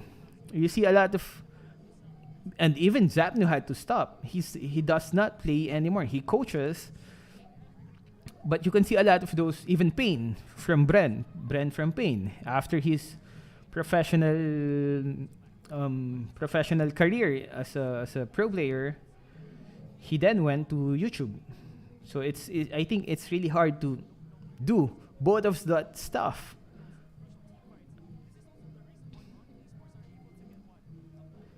Mayo, what's up? Do you like tomato, Elgin? I love I love tomato. I love tomato, man. Gamik as well, yeah. Elgin, I think Echo definitely has the potential. I think almost all of the guys in the upper brackets has the potential to, to pull it off, to be the champion. I think Onyx has a huge chance. RRQ Indonesia. Echo, Blacklist. Who else? I really think these guys are... Elgin, what happened to the Do Not Try This at Rank series? Those Do Not Try This at Rank videos is so hard to create. And I think you know why. Does pineapple belong on pizza? I am sorry, guys. I know it's not a popular opinion, but for me, pineapple in pizza, it's fine. It's fine. Honda Beast as well. Yeah, Honda Beast, right? Because it's really hard. It's really hard to do pro play. If you're gonna be a pro player, you have to focus on the game. You have to focus on the matches, your team, everything. There's gonna be so much pressure on you when you're a professional player. And thinking of how to manage your YouTube channel at the same time, something has to give. It's either gonna be your career as a pro player or your YouTube, but something has to give that. Something has to give in. Did you watch some dirty animes like Hentai and Overflow? I don't know what's Hentai. I don't watch those kinds of stuff. We're a good boy.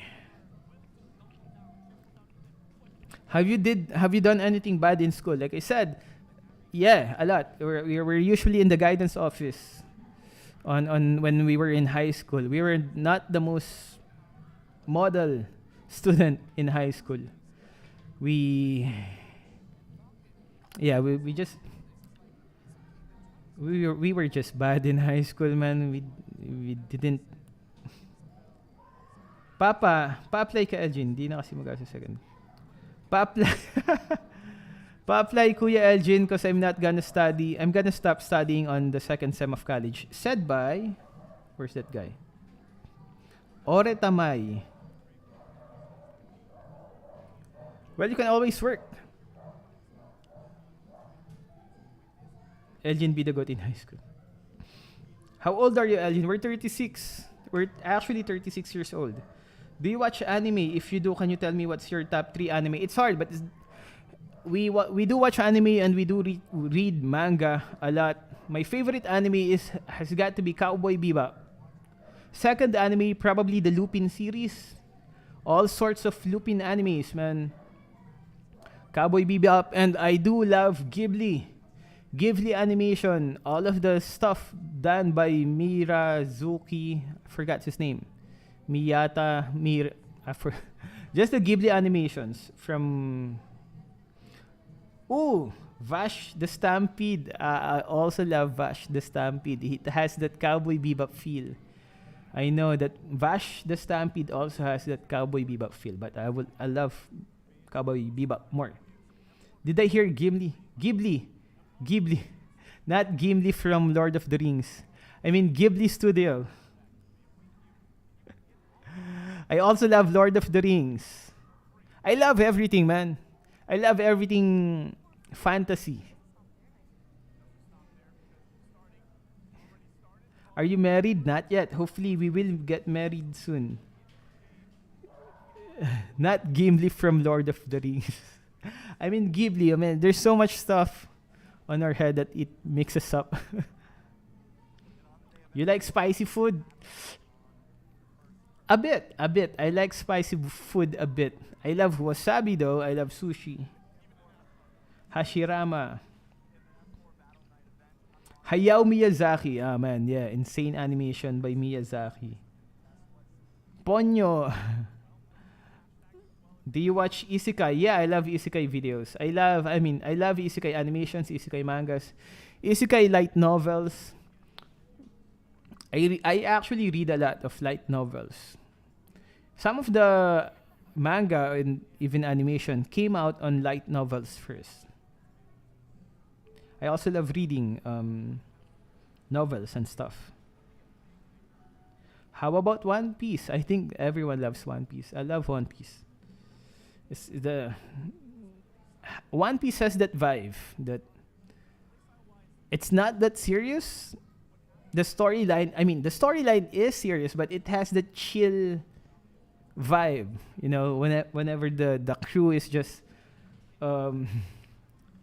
adventuring through islands and whatnot. Do you like shonen? Yeah, I love shonen as well. Like I said, I love pretty much anything fantasy. Either is Japanese manhwa, even Western. Detective Conan?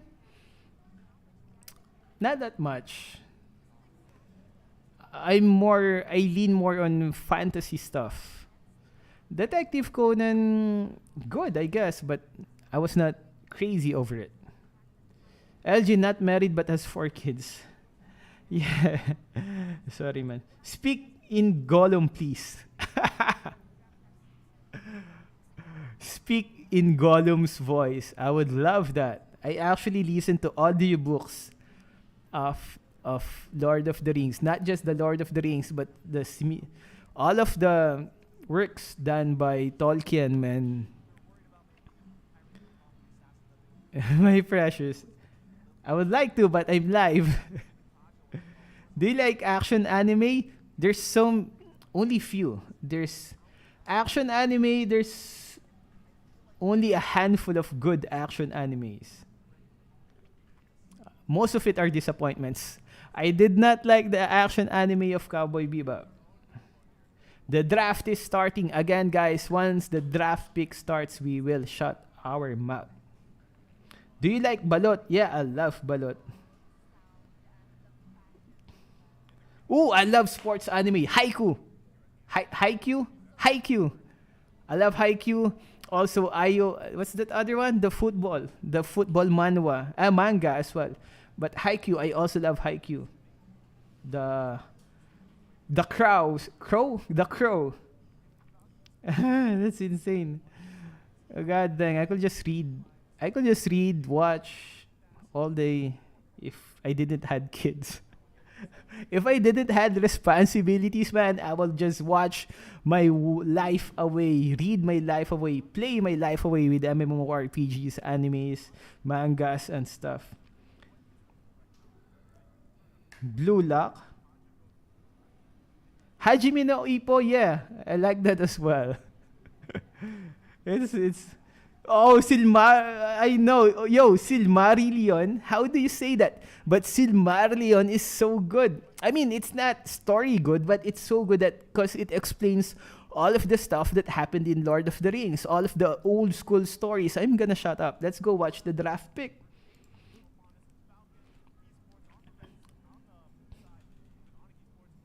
Wait, guys. Nah, I don't like Kuroko no... Sorry, man. I don't like Kuroko no Basket. I love Slam Dunk. Not Kuroko no Basket is like... So exage. I'm sorry. Not ban out the Kaja here. Maybe it's something they want to prio. This time, Onik is in the position of what do we want to give them first? What do we want to try to trade, give them first so that we get 2 in return? Are we going to see them kind of take out the regulars, or are they going to leave a lot open here? I mean, Natalia is the choice of ban here coming in from Onyx Esports, so it might actually go the way that you mentioned. It is a respect ban for sure for Naomi, but not so expensive that you'd want to ban that out in the first phase. So things are getting a little fishy now, right? With the 1-1 being banned here by Falcon, what is Onyx going to ban next, right? We still have the Kaja being left open. Valentina has not showed up so far. Glue as well. Yeah. What would you prioritize? I mean, given whatever this last ban here is for the first phase for Onyx Esports, you have a lot of options like you mentioned. I feel like in a similar situation as Fredrin still being open here, you have like, do we take the Fredrin, do we take Glue? Glue's been pretty menacing in some games, but still it's almost like some teams are just picking it because it's open, right? Valentina is going to be the last ban here for the first phase. So a lot is open, like you guys mentioned.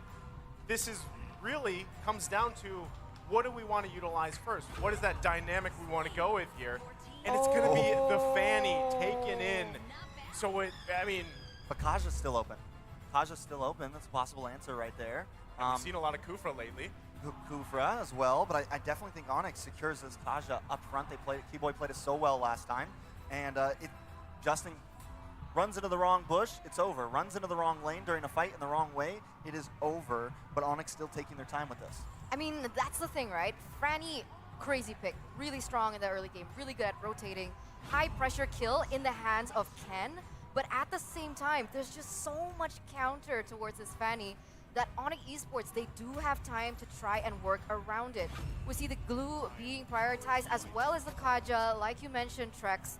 And now Falcon, they need to figure out a way, how can we protect the Fanny? Because if the Fanny goes in up front against the wrong person, like you also mentioned before, Kaja's just gonna have a good time and Fanny is gonna be taken out. I almost also sort of expected to possibly see a Hilda, right? We've seen how well Hilda just makes Fanny's lives, or actually majority of assassins, but specifically even Fanny, just terrible. Yeah, I mean, when you see a Hilda running at you, what do you do, right? So at this point, you have the next two choices here for Falcon Esports. Eterna, what's the reaction here? Nothing. I don't want to say it just yet. You don't wanna, I don't want to say it just yet. Just yes. click in your mind? Yes, I'm not going to say it yet. But now we're going to see Falcon here with the next two picks following Fanny. It's going to be none other than the Atlas pick as well as the Harrods. So we mentioned, right, how hyped this matchup is. We're talking about crazy drafts, and this is exactly what we're seeing. With the Atlas being picked up, they have huge playmaking potential in that team fight, as well as the Harith, who I assume is going in the gold lane, but actually it still can be flexed. The Harith can still be placed in the mid lane, even though we haven't exactly seen that from Justin. Now, I think Onyx, honestly, they could probably pick up the Lilia here again. With it's that and the Kaja, we already saw how well they're able to invade, put pressure onto Justin in the early phase, maybe try to stop him from getting that blue buff. Now, taking a look at the Atlas and the Harith, though, it's a lot on Ken here. It's a lot. Can he make those big plays? Yes, he is going to be up against the front line of this Kaja and this Glue. And now, actually, seeing the carry locked in, it could play. I mean, the Atlas could have even more advantage because, as you mentioned earlier, close range marksman. Someone that doesn't have, he's not too far back. So if Ken can catch those three in one big Fatal Links, it could be huge. I like that we have this quote from Oh My Venus here, pointing out that this match is something to look forward to, and I feel like a lot of people feel that way, right? It's a great stepping stone into the knockout stages, and it's a way to start on a high note here because really, both these teams have such, I feel like, obviously Onyx Esports has a massive fan base here, but even Falcon Esports, again, being the dark horses back in MSC 2022, they won a lot of hearts there. They competed in multiple tournaments, even in online events. They won more hearts, and through M4 up to this point, they're still doing that, right? And it is a match, I guess, that you would just want to see two teams going head-to-head here, very similar play styles. And as we get this second phase of the draft, you can see, focusing on Kyrie's options here. The Hayabusa is actually going to be taken out this time for Falcon Esports. They might even focus on one more assassin, possibly, because right now, even Ling's available, right? And it could end up being an assassin versus an assassin in the jungle fight. Honestly, that would be great. for entertainment value. But what I would be worried more for Falcon is if Onyx Esports picked up someone like the Cho to go in the jungle. I think that would work really well against the Fanny in the jungle. But you're right, the Ling is going to be the choice of ban. We want to take it away from the Sky King himself because everyone knows that his best and iconic heroes are airborne, like Ling, like Fanny. But both of those have been taken away. The one thing that I wanted to talk about was the fact that they took the carry because when I see Onyx go against something like the Fanny, usually they put something crazy in the gold lane. We've seen a Moskov work well in the gold lane. Against an Atlas, we've seen CW pick up the Mia to prevent that CC from coming through. So I'm not too sure about this carry pick, but we're going to see how they're going to round things up here in the second phase. I mean, carry's definitely mean, right? Carry definitely packs a punch, definitely a hot topic. Marksman, wait a second, they're going to pick up the Kadita. I mean, I know the Kadita's been doing great, but it just seems like it's going to be a bit harder to lock on to Justin. Once again, it seems like Kaja is the only real answer to deal with that Fanny so far. They could still pick up the Cho jungle, could be very viable, but I definitely feel like they need something else to answer that because as long as they can play it well, as long as this Fanny can dance around clean enough, Kaja's not going to be enough. Well, I mean, basically what you're going to see is both teams here interacting between the Flicker ultimates, right? I'm talking about flickering in with the Fatal Links and also flickering in with the Divine Judgment. Now, the thing for Atlas is you can get multiple targets here, but look at that. Oh. It's going to be, for the first time, Kagura coming out here. So that's actually going to be putting Harith in that gold lane, or I guess it could even be a Kagura, but most likely going to the mid lane with that Kagura, and then the XP lane. Yo, let's go, Kagura. I want to see Kagura doing good. Kagura's my main, man. On pickoffs, whereas Falcon, they want to go more for those team fights. So what Onyx is trying to say is, okay, we're never going to clump up as 5. We don't want to give you the possibility of getting that Fatal Links combo in with the Yin Yang overturn from the Kagura, and therefore you see these picks coming through, like the Glue, the Kaja, the Kadita. The question is now, is Kaja a jungler or not? Are they going to put the Kaja once again in the roamer position for Keyboy, or is it going to be a jungle? But okay, the Martis is going to be picked up, so Kyrie, Martis. I was going to say. Let's go, Kagura. I want to see Kagura, man. Let's learn. Oh, it's just actually Justin. Justin's going to be using Kagura. So Kagura mains out there. Let's watch intently. Let's see if we can pick up some tricks for the Kagura players. 100% win rate. 100% win rate. So what you're thinking is, okay, signature hero also for Kyrie as a Fanny. It's like they both just decided, you know what? Play your signature hero. I'll play him better. And that's what we have going into game number 2 here. Trex, how are we feeling about the drafts? I mean, it's definitely interesting. I think the Martis was the answer I was kind of looking for, wondering what else are they going to use to lock down this Fanny, and that is definitely going to help. Once again, you know, you talked about Onyx getting spicy in the gold lane. This time, Falcon bringing in this Harith gold lane. Falcon definitely trying to break some bounds here against such a strong team. They're doing a wonderful job.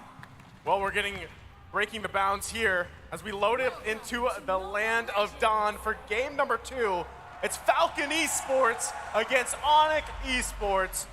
Can Onyx Esports take another game in this series, the best of 5? That's the question here. I mean, if we go straight looking at the spells, the emblems, one thing that we do notice up front is that even though Naomi brought the Atlas, we all know how Fatal Links is going to be able to get popped up in level 4.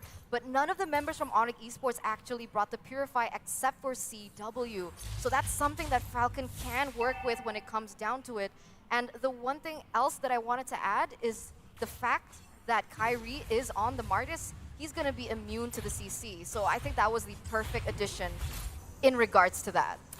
Well, already the back and forth here just for the Lith Wanderer, but shouldn't convert into anything. I mean, both teams have quite a bit of this early perk, but Kyrie already trying to assert dominance in the jungle here.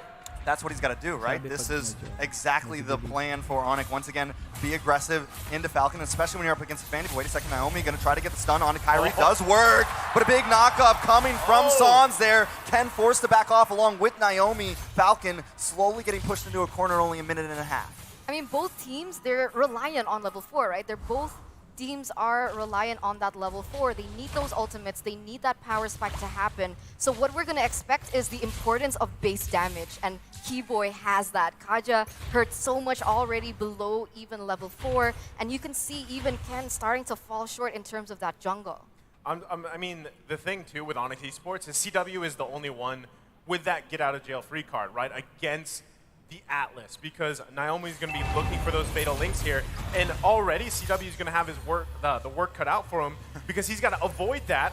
Meanwhile, avoiding Justin and Ken, all the burst damage potential here. Next turtle of the game is now up, though. Kyrie starting it up, but the rest of Falcon making their way here. Who's going to pull the trigger? I don't know. Kyrie has made a good statement on top of this turtle. Doesn't look like Falcon's going to try to go for this. Keep an eye on Ken. No, the turtle does go to the side of Onyx. This could be bad. Yellow Flash gets pulled in from that Divine Retribution, but still, nothing, no kills on the board just yet. No kills on the board just yet, as Onyx Esports, they're going to be able to get the better trade on those objectives. Maybe because Onyx, they lose a lot on the Fanny, so they're starting to pick up on how exactly were they countered, and they're relaying that same message onto Falcon here, as Ken level 5, Kyrie also level 5, but obviously he is a little bit ahead because Ken's jungle has been taken away from him, basically. Yeah, I mean, the biggest thing, too, is when you have a Fanny across from you, Kyrie and Onyx Esports knows this, right?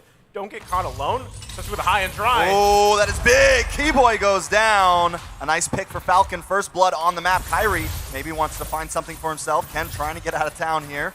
He is going to be able to get away, but wait, Kyrie may find Naomi here. The decimation comes in, and now it's a 1-for-1 trade. Wow, Kyrie just being so aggressive. He didn't hesitate that. It might have been a mistake. Bad Samon's Force does go down. Ken taken off the map. Kyrie finds another one. Zipax, though, does pick up CW. Can they find Kyrie here? Don't want to mess with it. They know the CC's there. They know Kyrie can be a problem. But wait a second. Petrify. Justin goes down. Onyx, 3-2. I mean, just a massive, about 1 minute there coming out from Onyx Esports. And hey, even if he doesn't get an assassin, Kyrie's still going to play that way on this Martis and just be a nuisance. I mean, that's the downside, right? Falcon Esports still need to find an answer for this objectively as well, because he's running that jungle emblem here. As we take a look at the emblems, he has that advantage at least of clearing things a little bit faster. And so Ken's really got to utilize the high and dry, the Fanny pick as well, and just give the fight to Onyx Esports. But given what just happened, that's tough to do, Eterna. It's tough to do. He has a high and dry like you mentioned, but the fact is he hasn't been able to get that blue buff quick enough, right? When he has that blue buff, he's going to be able to rotate better, perhaps even pressure CW in that gold lane, but we haven't seen that being realized. But now both teams are going to start fighting for the next neutral objective. Yeah, Ken trying to lock on to Kyrie here. Can he find him? Kyrie does get the turtle. Ken forced to run away. Kyrie wants more. Yellow Flash trying to zone for him. Kyrie doesn't go too aggressive. He's smart. Get the turtle, get the gold crab. I don't need to chase Ken down today because right now we are winning this game. Well, that's the thing, right? Again, you don't have to do too much here if you're Kyrie for Onyx Esports.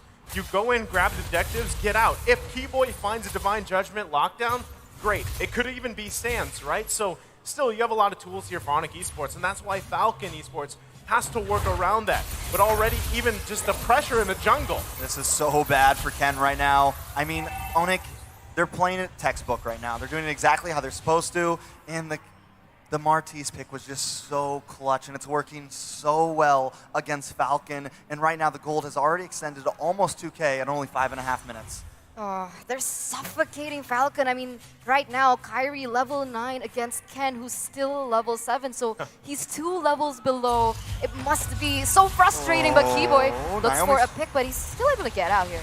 Most definitely, but wait a second. Sans tries to lock him into a rough way, stops the ulti. Zipax looking for Sans, is very low. Can he find it? Sans gets away. And now with Keyboy and CW here, he's not going to be able to claim anything there. Justin coming in from the top side, but he's walking into a death trap. Needs to be careful. Yin Yang overturn does lock down, but still not enough damage. Falcon just too far behind in gold right now. Tough, again, situation. You can see Onyx Esports just putting pressure here on the bottom side, making it harder for Zipax. He does have a kill, right? He's got the mystery shop too, but they're still going to be going. Ooh, Zamon's Force does come down. Keyboy just walking through the tower, not worried about it. But Onyx, they're never forcing it. They look for the play. They're looking for the mess up from Falcon to capitalize on it. I mean, Kyrie's level 10 still. He's right? level He's got 10. the lead here at Turna. Yeah, it's tough, right? It's super tough right now because if we look at the mid lane matchup, like the problem is Kagura is strong, very burst and high, very burst damage.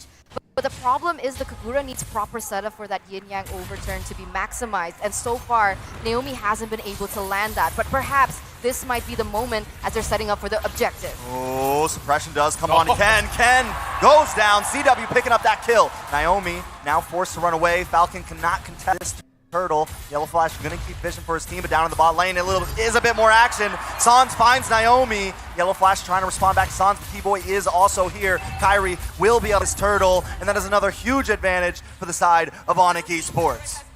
2-0 trade. 2-0 trade. They're at 4,000 gold right now. And if we take a look at the items, you can see the disparity, the distinct disparity that we see. Like even from the gold lane, right?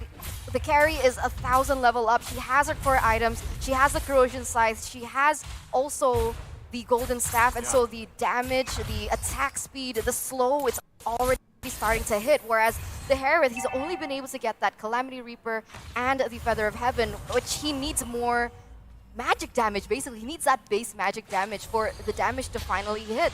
And if we take a look at the mages here, both teams have yet to secure that second item. So at this point, Kagura still has a chance here going against Onyx Esports. Yeah, I mean, even in this battle, like, look at the confidence taking the purple buff. They're going to crash down here. Might even look for a pick, but... Oh, big flicker! Nice play from the side of Falcon, but still not enough. CW finds Naomi. Boots trying to come in, help out. Zipex needs to run away. Yellow Flash as well. Justin tries to get that umbrella on, but just unable to find anything. Every time Falcon tries to make a play, Onyx responds back. Okay, now I don't know what they should do, right? Because that was textbook what they were supposed to do, right? They were supposed to look for a big moment. Naomi gets the Fatal Links on 3 to 4 members. Yeah. They did that, but he instantly died, and they weren't able to get CW taken. So what? I mean, that's the thing, right? When you have this Atlas, you can have all those moments in the world, all those Fatal Links, whether it's 3, 4, 5 combos. But if you don't have the follow-up, you don't have the damage, and that is what Justin picked this Kagura for, right? It should be there, so you can get that yin-yang overturn off, but unfortunately for them, it's not here yet. 9 minutes in, the gold lead continuing to build here for Onyx Esports, and it's just getting tougher for them in this situation because at the same time, they front-loaded a lot of this magic damage, right? They have a lot of magic damage in the department here. So if Onyx Esports, the way that they do their build paths, they get a little magic resistance, maybe an Athena shield, they already kind of negate a lot of that burst, right? So still, even in fights like this first Lord of the Game, Onyx Esports is going to have an advantage here. But you can see already Falcon trying to get an eye. They also have to allow Ken to get the buff here so that he doesn't get blasted as the first Lord goes off. Yeah, they are going to start on that. CW going to start chipping away at it as the rest of the team zones away Falcon. Falcon looking for an entrance. Ken standing a little bit through these bushes. Almost getting sent up. Suppression will go down. CW with the killing spree. Lord goes to Kyrie. And now Falcon members are dropping. Wow. It's 3 down and a Lord for the side of Onyx. Wow, a 3-4-0 trade. And even if Ken wanted to go in and try to steal it, he didn't have his retribution up. So Onyx Esports right now, they've been really great at forcing timings in order for Falcon not to be able to get any advantage or even a trade. 8,000 gold lead, Kyrie already with a Hunter Strike as well, so additional movement speed to already how oppressive he is. And Ken, the only thing he can do up until this point, but oh my god! Takes a lot of damage there, almost responds, but isn't quite able to. Oh, Keyboy comes in with a flicker, Ken goes down. No! Onyx just, decimating them right now, definitely picking them apart piece by piece. And you mentioned earlier, Falcon needs a big play, but I think it's a little too late. The gold difference is just too much, and even when they make the play, the damage isn't there because Falcon has more items, has more gold, and has advantage in these team fights. I mean, Keyboard just coming in, he's like, I want one. So he gets the kill. Now the assault on the base here on the top side.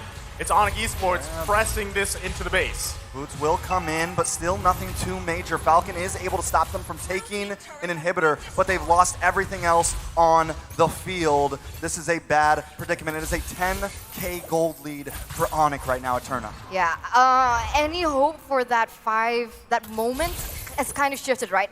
Probably abandon that and utilize what the the Fanny is used for, right? If the Fanny can't get that early game lead, if she can't snowball, okay, fine. Let's go to plan B. What is plan B for Fanny? Try and get those pressure in the side lanes, right? Try to split push, try to cause Onyx disarray, because right now they're already clumping in as 5, and the way that Falcon can actually go about this is try and go for those side lanes. I think that's the only thing that they can do up until this point. I mean, even if you do that, right, still, we even just a little bit ago, we saw CW pick up an Athena shield. So if you take Fanny and you park Fanny in the side lane to push, that does apply pressure.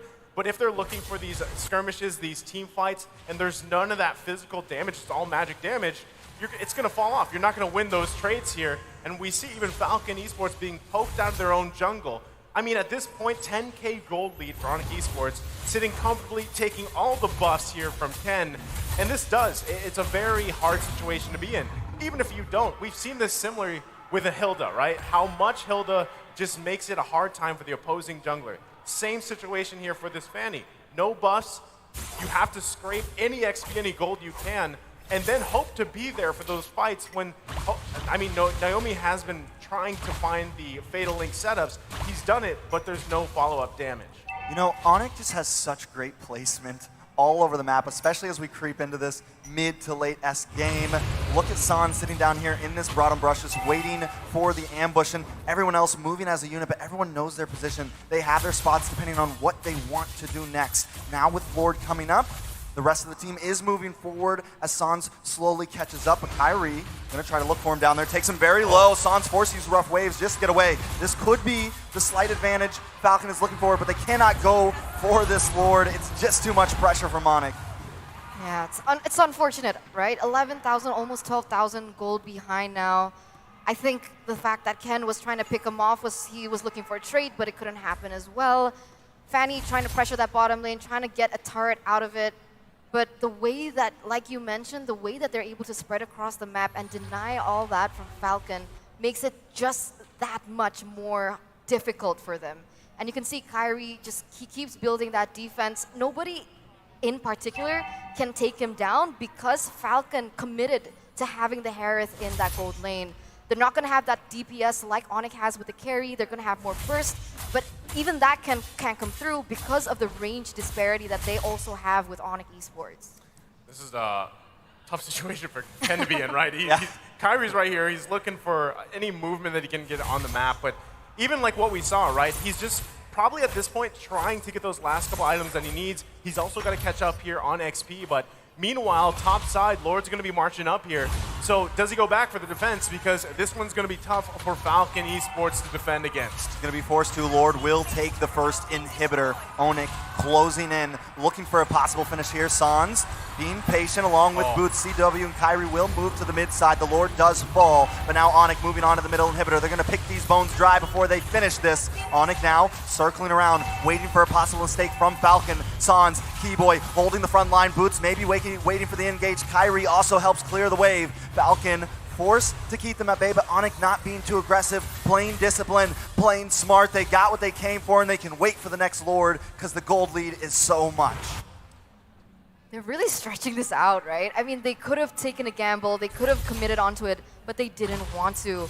And if we take a look at the items here in the 15th minute, it's starting to go into that late game, like Trex mentioned, and we're starting to see a lot of items being built already on the board.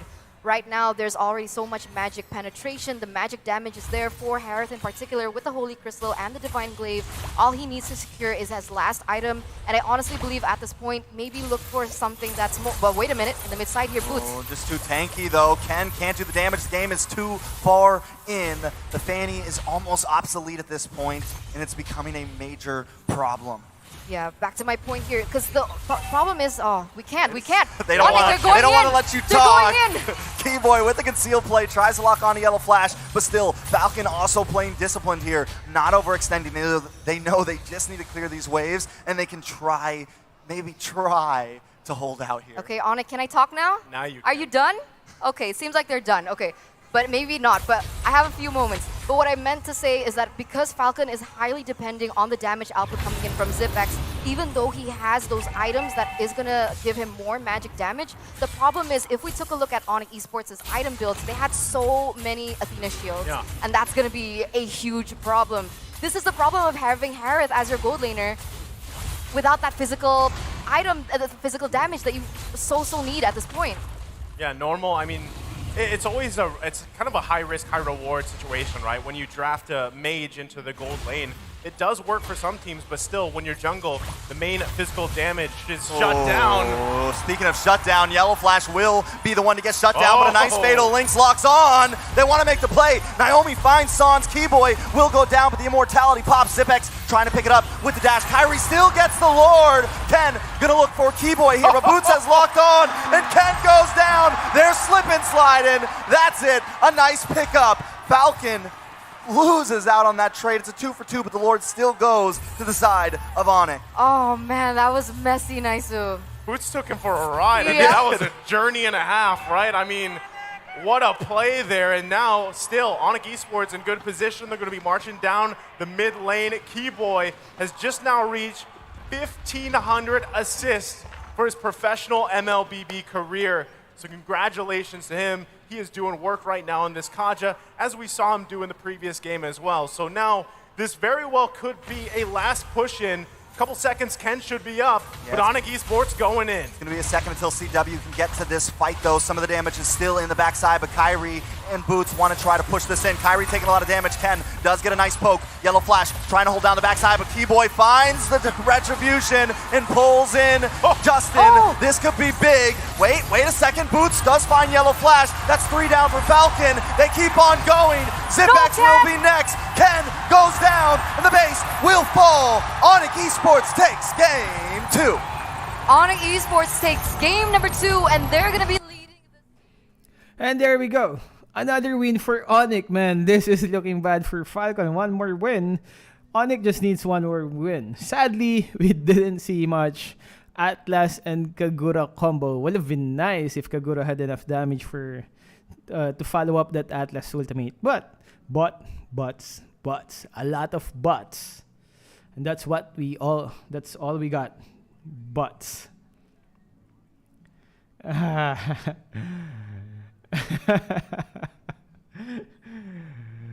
Man, yeah, Atlas was doing good though.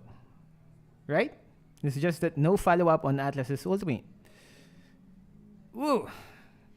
Looks like an easy win for Onyx. All they need is one win.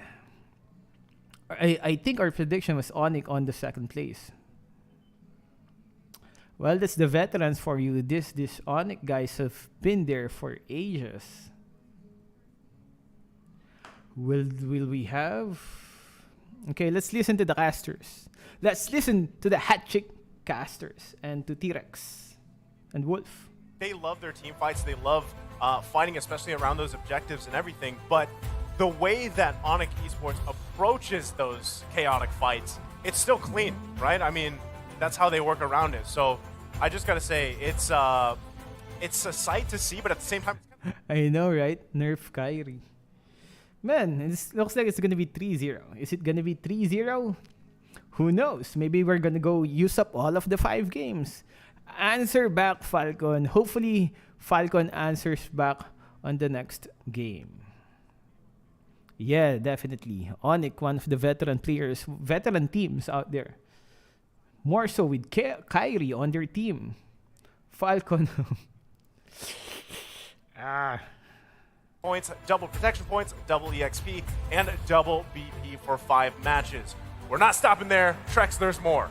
We are not stopping there at all. Free access to all heroes and loads of epic skins will also be available that very day. So save the date. Log into the game on January 21st, enjoy the match, and win tons of rewards. Let's all celebrate the M4 Championship together, including with your friends. Aww. Including your friends. And you know what? We're going to actually hear more from our friends over on the analyst desk. Boys, take it away.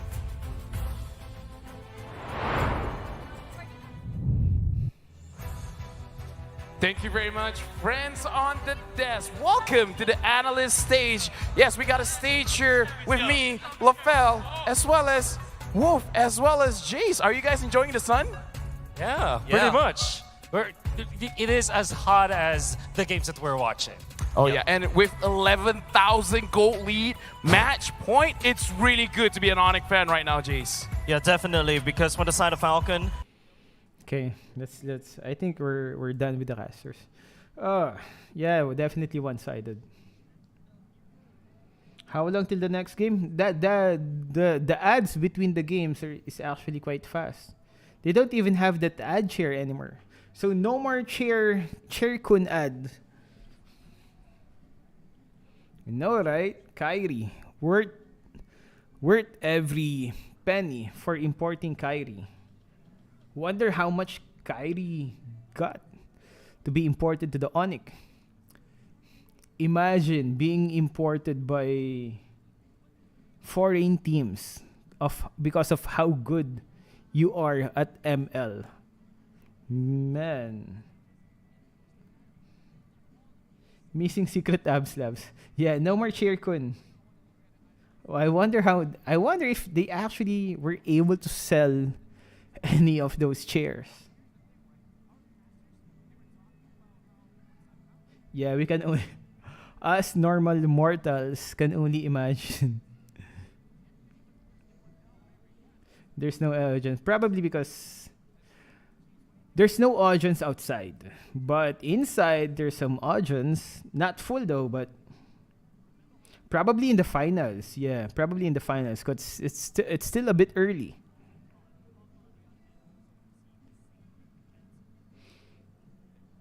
Onyx, yeah.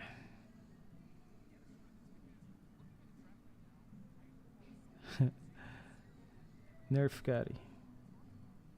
Table chan. Come on, man. We want to see some ads. Sell us something. Take our money. Kyrie Goat, yep. Yeah. K-Link.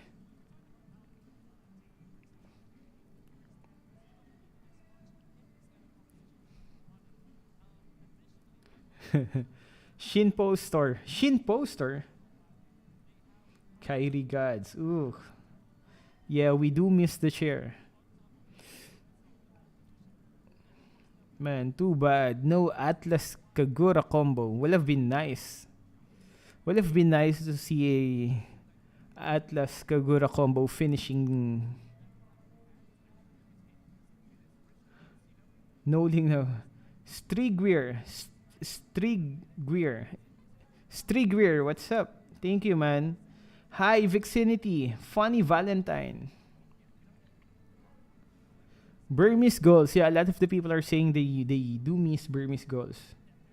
Do you think Fred is balanced? Well, Fred is one of the metas right now. Usually, if the heroes are in the meta, they're not that balanced. Kagura's not in the meta though. Although I do love Kagura, but she is not in the meta these days. Ravelino, what's up? Melvin Docabo, what's up, man?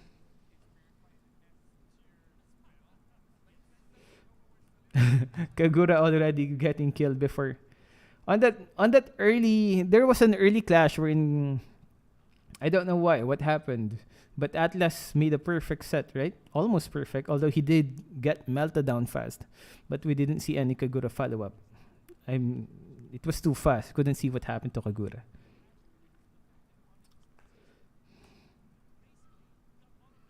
Why is Kagura your main? I don't know. I love using Kagura. It's fun for outplays.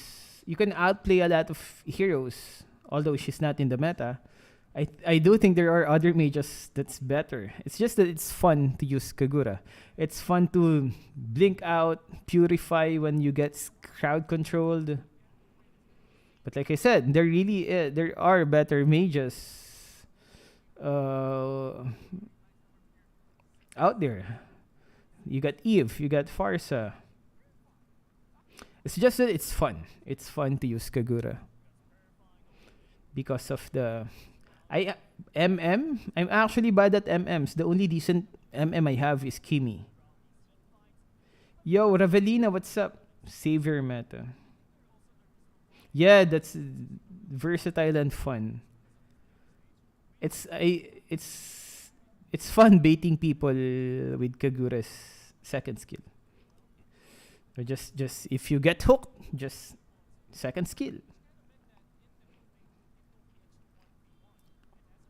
I fit. Also Saber, I love baiting Saber's ultimate with Kagura.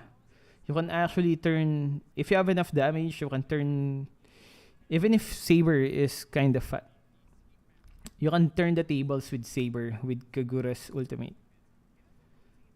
For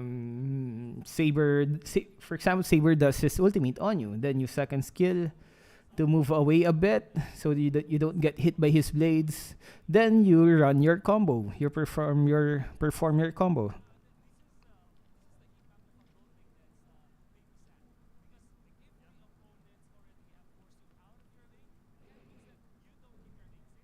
I love using Kagura for Saber's ultimate. Do you think who will win the M4? I'm not sure. I would like to see a team from the lower bracket to actually come out as champion. To be honest, I wanted Mina to perform better. Mina has 0 wins, 3 losses. So it would be nice to see the Mina guys from the to actually do better. The Mina means Middle East, North Africa. I love RRQ Brazil. RRQ Akira is the Brazil one, right? I would also love RRQ Akira to do good. Because I think they're the dark horse on the upper bracket. Most of the guys in the upper brackets have already played, and others are even the veteran teams already. But RRQ Brazil, this is their debut fight on the M4, and they're already on the upper brackets. So I would really love RRQ to also come out as one of the top players. RRQ Brazil. I mean, those guys that's in the upper bracket, Onyx, Echo, Blacklist, those guys have already been doing good. Veterans, actually, of the M tournaments. And we got this RRQ Brazil, their debut fight, joining in with the big boys. What about TV, Elgin? I'm not sure. I have mixed feelings about the Valley. I mean, it's good if the Valley lived up to their hype, right? More fun. Can TV make a comeback? I'm not sure. That's why I would love to see a team coming from the lower brackets come out on top, because once you're in the lower brackets, it's hard to come back up. You have to win every single one of your matches. And if someone somehow manages to pull it off, then man. Yeah, Todak as well. Yeah, only 2 matches today. It's going to be Falcon versus Onyx, the one we're watching right now. Next one is going to be Echo versus Team Hack. What do you think about Ian in pro play? I'm not sure. I'm not sure about Ian. Usually the metas are, the metas are metas for a reason. That's why they're spamming the metas.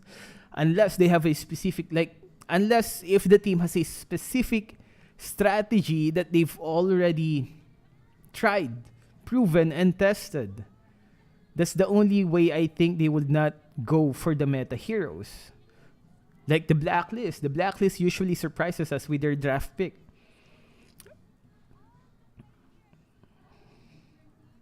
Which team have you guessed the champion, Elgin? I guessed on the prediction video that we published, I said there that the Blacklist is gonna be the champion. It's just a wild guess though. And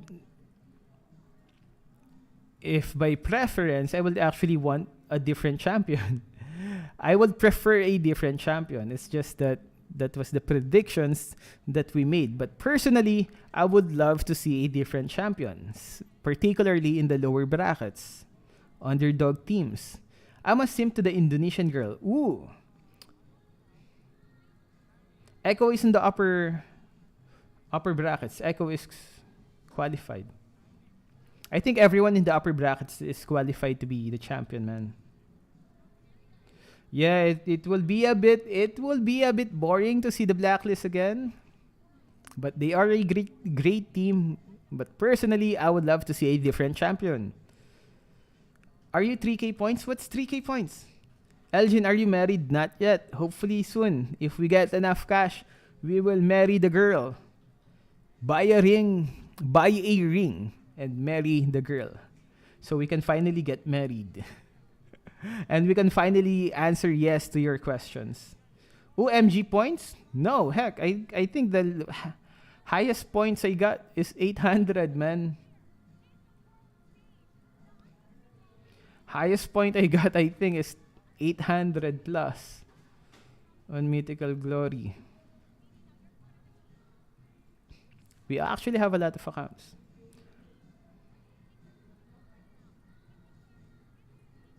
Gaming is life. Why? Gaming is life. Why bother marrying? Gaming is life. Why bother marrying? Because I don't know, man. We're getting old. Strigweir, you're from DOTA, right? That name? Love from Bhutan. What's up?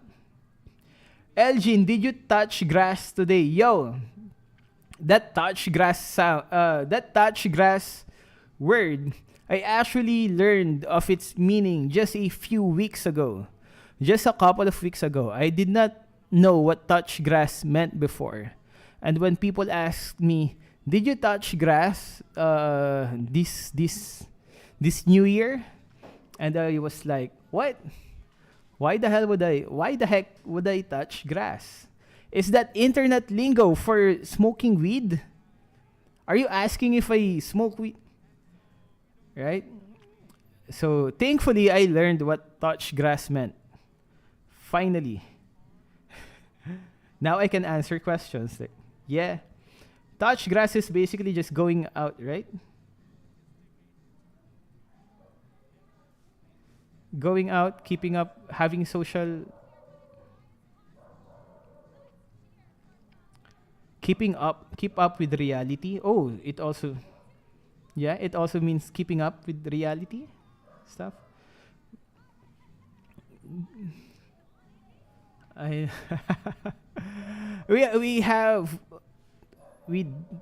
don't know a lot of internet lingo. We're bad with internet lingo.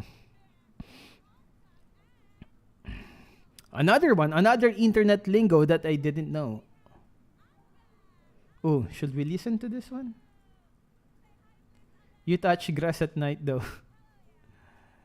This is English stream. Let's listen to the...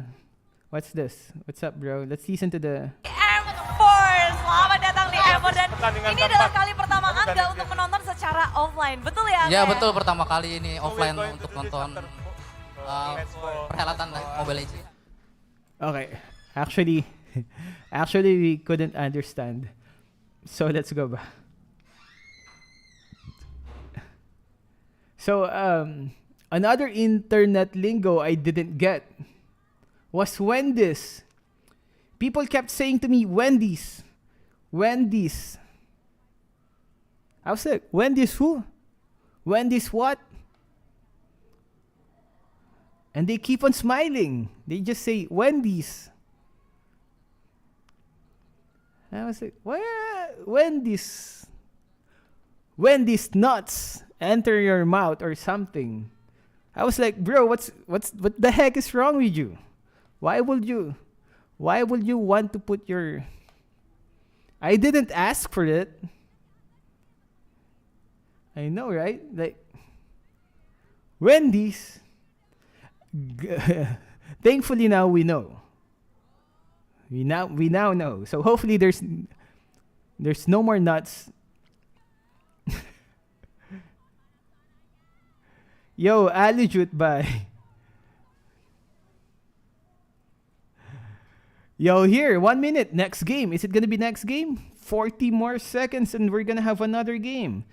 Is Onyx gonna bring it home with just 3-0, or will Falcon be able to answer back? When this guy gonna play ML with me? Yeah, Ligma was old. I also learned about Ligma. One of my friends told me I have a Ligma disease. Right? I have a Ligma disease, and I was like, ha, what's that? And he was like, no, you don't joke about Ligma, bro. So I was kinda, oh my god, did I offend you? Okay, so I had to ask and be serious. Ligma? And he said, Ligma balls! Mother liquor! Again, why do I keep learning things the hard way?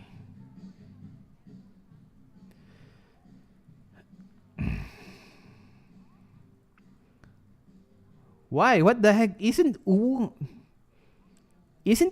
just a moan? Is there a secret? Uwu is just a moan, right? Like a cute way of Japanese girls moaning, right? It doesn't mean anything specific. Candice. Oh my god, Candice. Is that... What's Candice? So we can know it right now.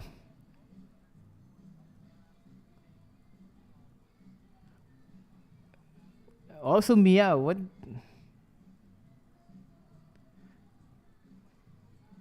Candice.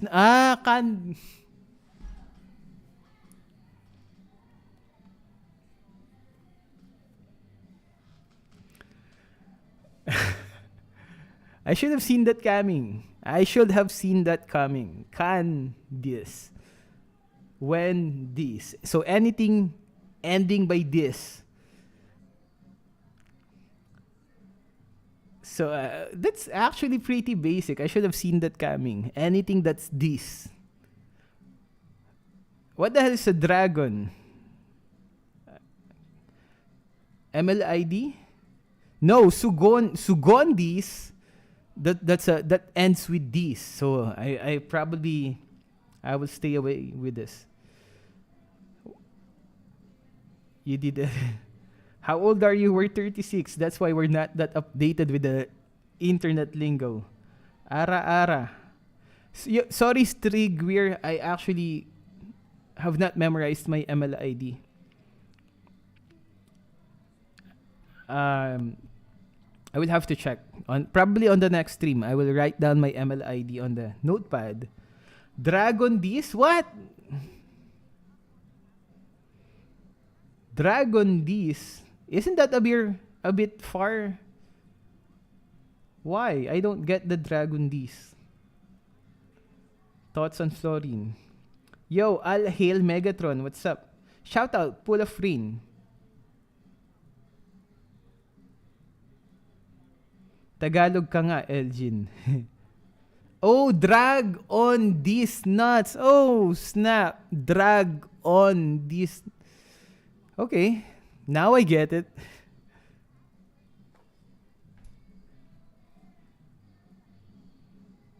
Drag on these nuts. Ew.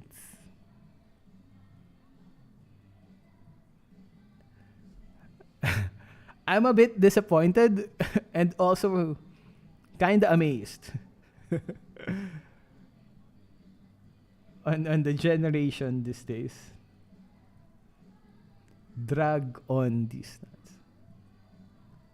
So, ano yung isa? Sugondis. Oh, sug on these. Oh, Sugondis. I know that. Sug on these nuts. Sug on these nuts. Oh, here we go. Drafting phase. We're gonna stop with the nuts for now. No more dragging on nuts. No more sucking on nuts. No more Wendy's nuts. Candy's nuts. We're gonna focus now on the draft pick. I'm gonna shut up for now. You know what? I'm not going to play this Fanny right now. Oh. So first pick coming out, Trex, it's looking like the Wan-Wan. Onyx did not waste a second with that, and it seems like they're always prepared for this. They lock in the Wan-Wan. Yes, Falcon does get the glue in return. Now, the glue did do good last game in the hands of Onyx, but can Falcon make it work as well here? I like the Kaja ban. I like them kind of targeting here. But once again, I'm really starting to question because Onyx, they have so much depth to them. And it's just, I don't know if the target bans are going to be enough to take them out in Game 3. Because both that statement can also be applied for both of these teams, right? So Onyx Esports, they also need a way to figure out how they're going to protect this 1-1 in the gold lane. Because 1-1's great and all, but throughout the entirety of the last meta up until now, 1-1's been countered a lot, and she's also been nerfed, right? So Falcon still has a possibility to pick up someone like the Irithel to go against her in lane. There's also a Diggy if they want to go that route. But with the Pharsa being picked up, it also eliminates the range gap that 1-1 so severely lacks. And we see this happening a lot. And now Onyx Esports, they've picked up the Grok as well as the Hayabusa once again. Oh, solid choices here for Onyx Esports. The Grok, we've seen him kind of played in different ways, whether as a side lane or as a roamer here. And at the same time, I mean, for Falcon Esports, I'm wondering too, right? Do they lock in what you were saying earlier, Eterna? Do they lock in a traditional marksman this time for the gold lane to allow ZipX to actually have that physical damage in this department? Because you've already got quite a bit of burst, right? You've got that Pharsa locked in here. You can work around that and the glue. So if you want to go with a traditional matchup, maybe 1-1 Beatrix is open. You could still go with that. Okay, hold on. It's going to be Natalia that we were talking about earlier from Naomi. This is a big pickup here, and we first saw this actually do work for them back in MSC, and it's very deadly. And even in the group stages, I believe it was just picked once. And this is a big pickup for Falcon Esports to start on the right foot for game number 3 here, Travis. Not only that, but kind of a comfort pick too. I know that they like this pick, and with that could be the answer to this 1-1. It could possibly be the answer to finally being able to invade a little bit early and putting pressure on to Kyrie, because that's something that we wanted them to do from the very beginning. It was in some of their key points, some of their win conditions here, and they haven't been able to succeed with it, though Boots does seem to have a bit of a quote here, Turna. Yeah, we want to meet Echo in the playoffs because we're partners in scrims and we want to try them in the tournament, and that actually might happen, right? If they're able to get this point against Falcon, if Echo wins their next matchup, they're going to meet up. So they both have a lot in store for them in the next few matches, but right now the Ling is going to be taken away from Ken. Yeah. And this is interesting. I was wondering if they wanted to ban out the Irithel, to be honest, here in the second phase. I think at this point, if you're on a Esports, you just let those options open, right? Now you could focus on a marksman here, but going with the way that the previous game went, where we saw Falcon Esports try to play the Harith in the gold lane, honestly, you're happy to work around it. You do have that 1-1. You should be fine. We know they can play around that. So on the flip side, Falcon Esports still focusing on those roamer options, right? They took out the Katita. The Katita, they don't want to deal with the burst. Again, the Kaja was taken out, and now you have Rafaela taken out as well, Trex. Yeah, so my guess is since they're focusing on this roamer, they're really expecting that Grok to go into the EXP lane possibly, right? They're expecting it to maybe be something to go up against Yellow Flash here, but once again, Onyx keeps themselves flexible here. They can keep that in the mid as their roamer, or they can flex it over. A lot of options as well.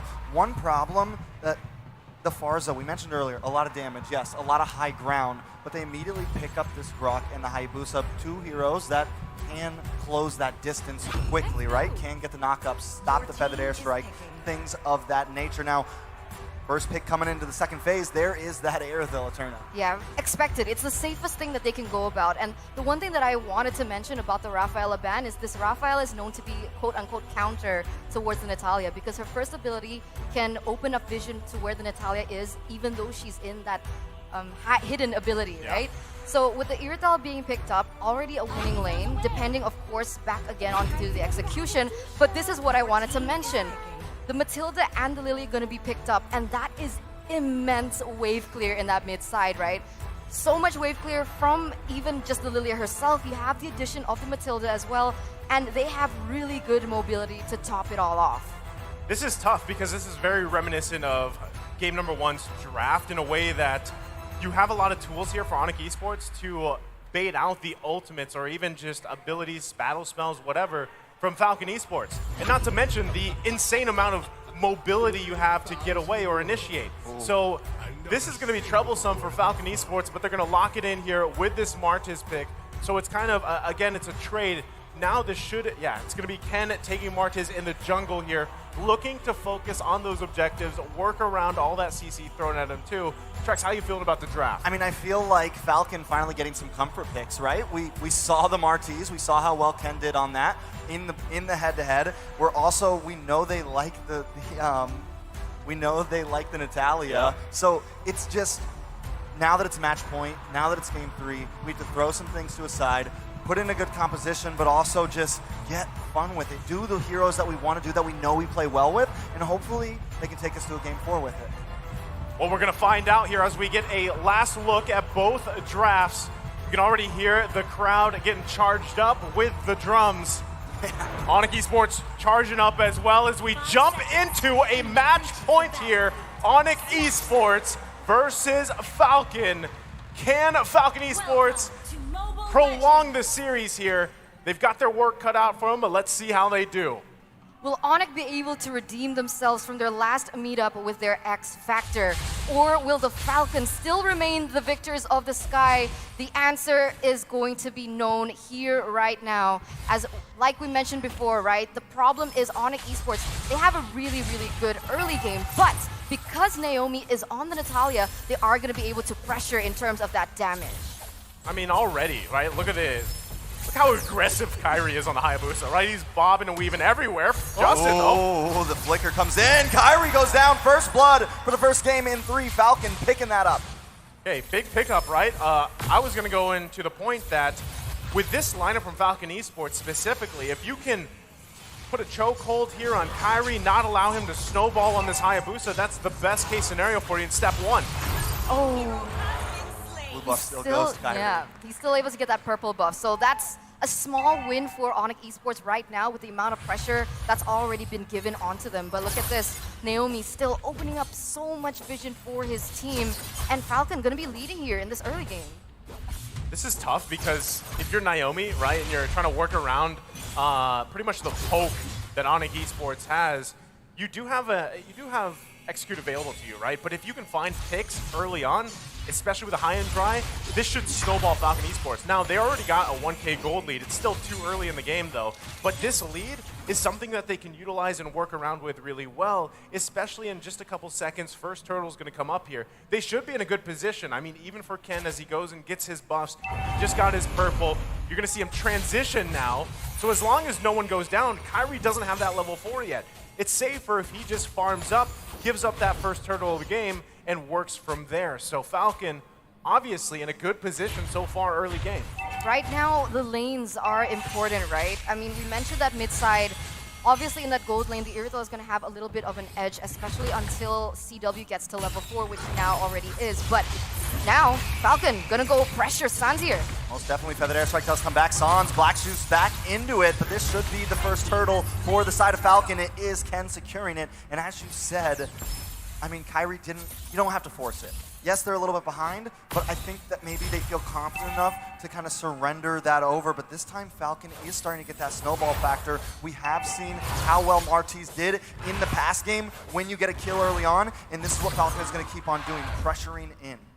I think this is, again, best case scenario here. The question earlier was, hold on, Naomi. Very, very low. Kyrie wants to find it, but Justin comes in the nick of time. So, back to it, right? The question was, can Falcon Esports go for a reverse sweep? They're off to the right step, at least. Now in the bottom lane, putting pressure still here. Keyboy, though, to help CW, but Ken might be looking for a play. Comes from the backside, locks on, but in comes the Circling Eagle. Keyboy does get onto Ken. Ken has enough CC, though, to stop it. Keyboy forced to flicker away. Justin and Zipex repositioning. Falcon not forcing, but Kyrie trying to find a little bit of play in the mid lane. Cannot do it onto Naomi there. Falcon seems to be controlling the map a bit now.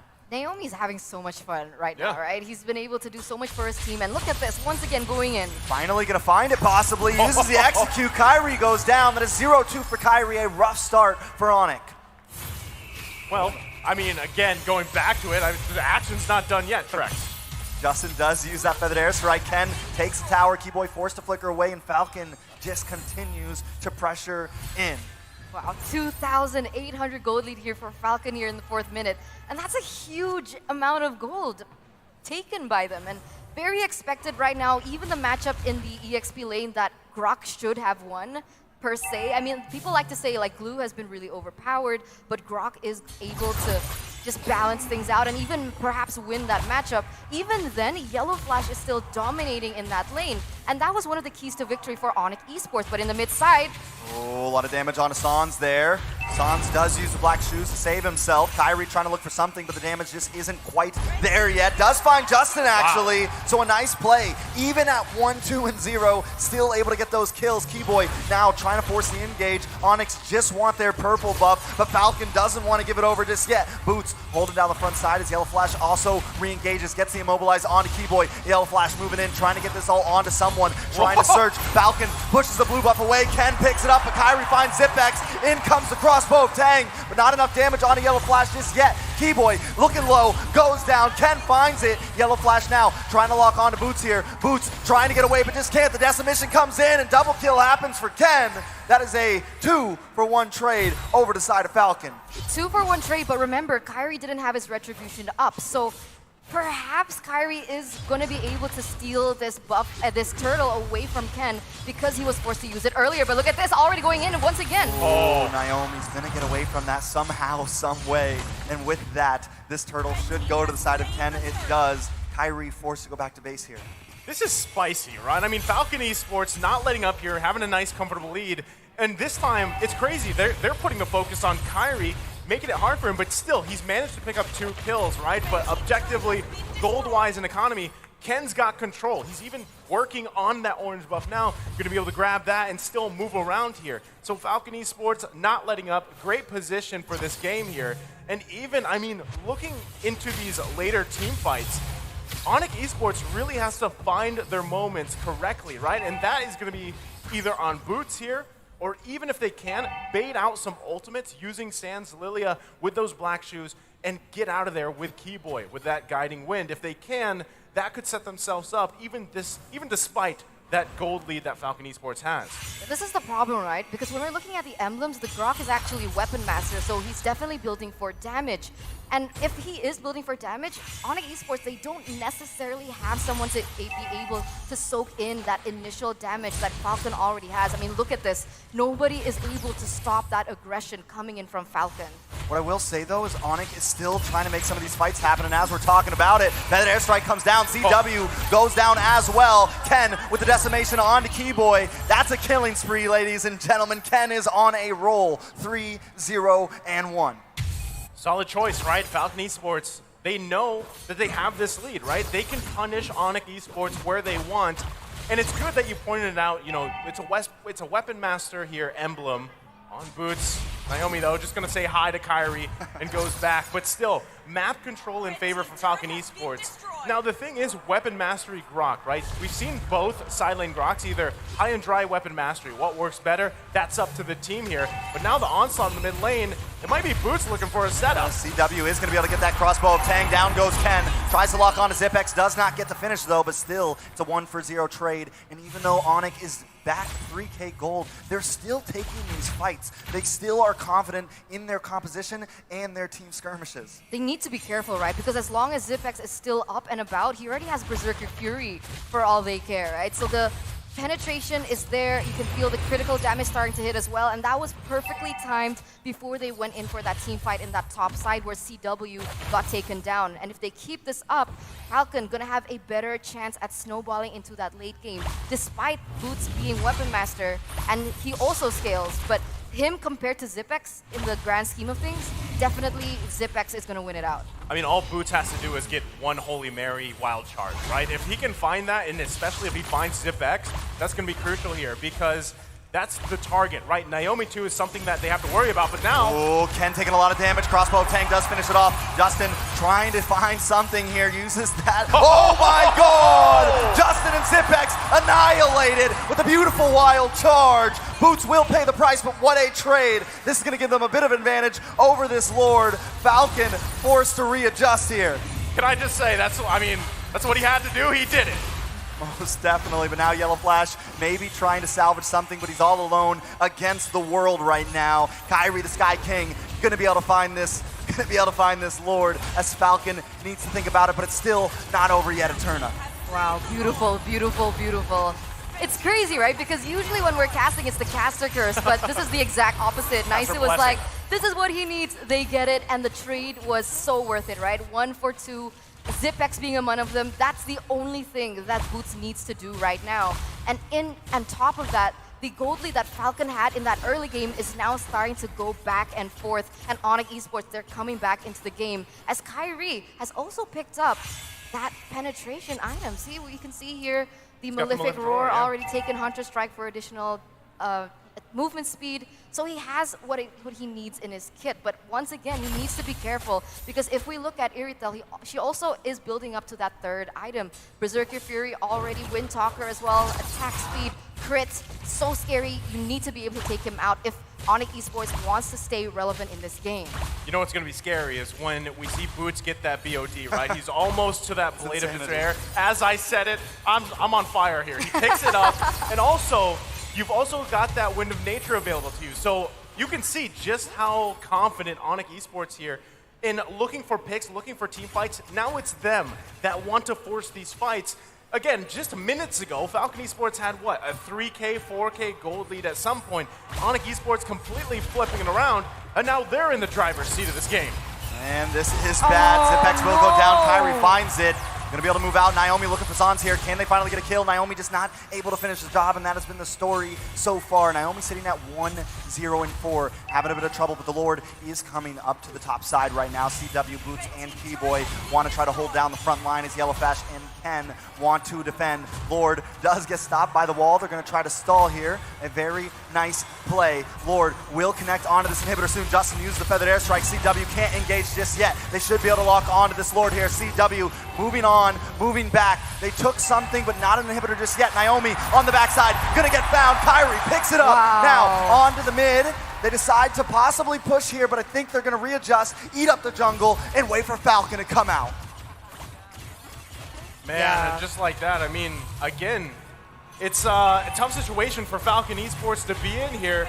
Onyx Esports still putting the pressure in the mid side. They might be looking to end the game here, but still, the defense from Falcon. Hold on, here comes Kairi. Sans also holding the line. CW does not want to let up. They want to move on to these towers more and more. They want to keep the pressure here. Onyx moving back onto this orange buff, maybe wanting to wait because Lord comes up in 20 seconds, and Falcon may not be able to contest for it, but I feel like at this point, they have to. This could be do or die for Falcon. It's match point and Lord up. Will they try to steal it? You're right. Tough to be in. I mean, Onyx Esports, nice comfortable gold lead. Everything that just happened there in the past couple of minutes, quite back and forth here.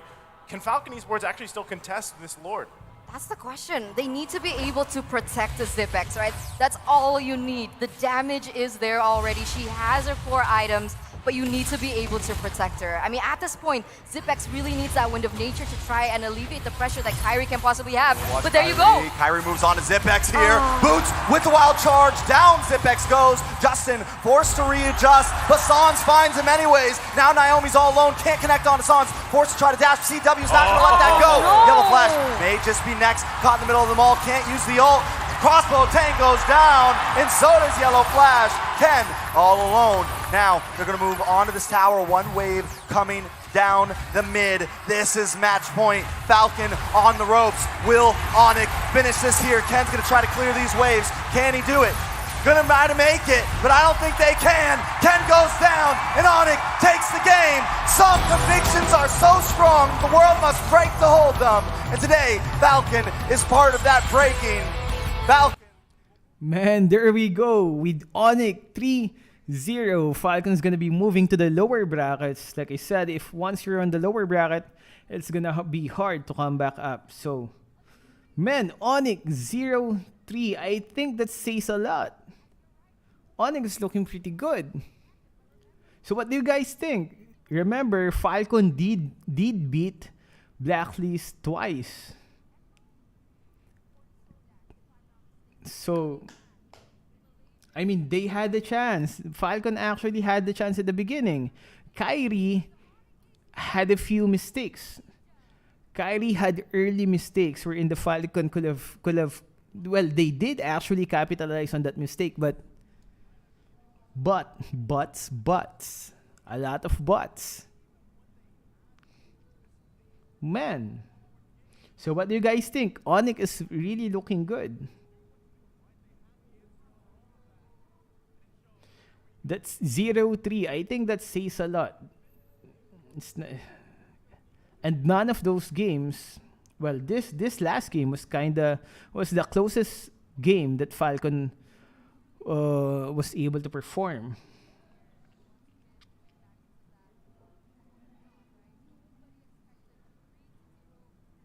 Remember though, Falcon did beat Blacklist twice.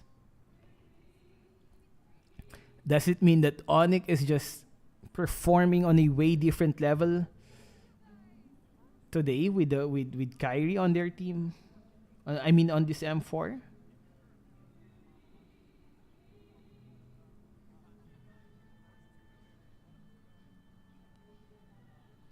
Oof. Let's listen to the casters. Ooh, the Falcon guys. Don't worry, guys. You still have the lower bracket. Just to start, though. I mean, I think it was, first day of the group stage, we hit 1 million. And now here, first day of knockouts, we hit 2 million here. And just a massive performance. We are going to be hearing from the host, though. So sit tight. Let's hear what Mara... Okay, we're going to wait a little bit. And listen to They're the getting beats ready. and the drums. They're getting ready. They're getting ready, right? With our beautiful hosts, they need to get ready. They need to stay pretty. Yes. While true. we can hear the chants from Tennis Indoor Sanayan. This has been such a beautiful venue to begin with, right? So huge. You can see Coach Yeb as well as Keyboy walking with Onyx. They're going backstage once again. They need a rest, okay? Champions need a rest. Okay, sorry. That was super biased. Sorry. I'll be quiet now. Okay, that's okay, right? Obviously, there's some pride there at Turner because you should be, right? Onyx Esports sweeping Falcon. Again, a team that a lot of people, I mean, you can't deny the fact of what happened in the group stage, right? They did beat Blacklist International twice there. But Onyx Esports just, I mean, look at Kyrie, right? Just completely chill here. The whole team, honestly. And you mentioned this earlier, Turner, like how calm and collected Onyx Esports looks. Like, you know, it's just another day on the land of dawn for them, right? At this point. Another walk in the park. Yeah, and I mean, whoever they're going to be playing against next, either Echo or Team Hawk, we saw the quote, right? Here we go. Some interviews to they're going to interview the Onyx guys. I think we might be hearing from them shortly here. We got our friends over on the analyst desk along with Onyx Esports. So, boys, take it away. Thank you very much to our casters. And yes, you guys are here. Yo, Pool of Rain, thank you for the donation, man. Thank you for the 50 pesos donation. Onyx versus Echo, he said. Hopefully, Echo does make the win on the next match for Onyx and Echo to actually meet each other. So here's the interview. Playing 3-0, that was crazy. Again, thank you, Pool of Rain, for the donation. It's a best of 5 already, and yeah, it's our zone. Best of 5 is we are better, much better in best of 5, better than. Yeah, you guys look amazing. You guys look amazing in a best of 5. But yeah, we gotta talk about the game just now because Wolf as well as Jace, we actually talk about it, right? Falcon, they needed to get the Natalia to perhaps try to do something, but it looks like it wasn't enough. Yeah, they were really close, especially in the early parts of the game. But then, you know, count on Onyx, count on Kyrie, man. He was practically shut down in the early game, but somehow and somewhere, he came back. Yeah, and speaking of Kyrie, we got to ask Kyrie as well. Kyrie, in all 3 games, you performed so well. How did you feel throughout the game? Were you like feeling pressure? Were you feeling nervous? Or you feel like this is just a normal game? I just felt very excited, and when I made a mistake in game 3, I misclicked, but my team, we just move on, so that makes it easier. This is great. Even if he misclicks, it really doesn't matter. This is how strong Onyx Esports is, Wolf. Yeah, I actually wanted to ask Coach Yeb here, because what we saw is that you give some of the comfort picks to Falcon, but it seems like you have an answer is the draft also part of the reason why you were able to win against Falcon? And if so, who is the mastermind behind this? I think we are ready for that kind of strategy because, as you know, Kiboy is also playing Natalia. He can play Natalia. So yeah, I think we are ready. Can we ask Kiboy on how they were able to answer the Natalia?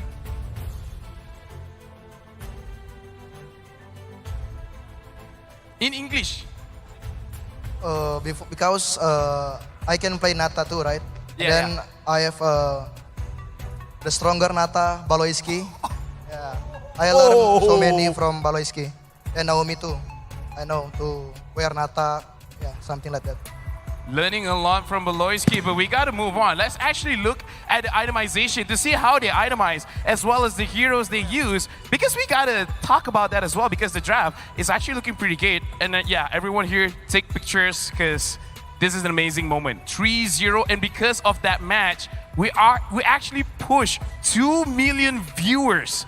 First day of knockout stage. 2 million. It's great. Right now, let's look at the itemization. Now, Wolf, I gotta give it over to you, Wolf, because let's talk about this. Onyx and Falcon.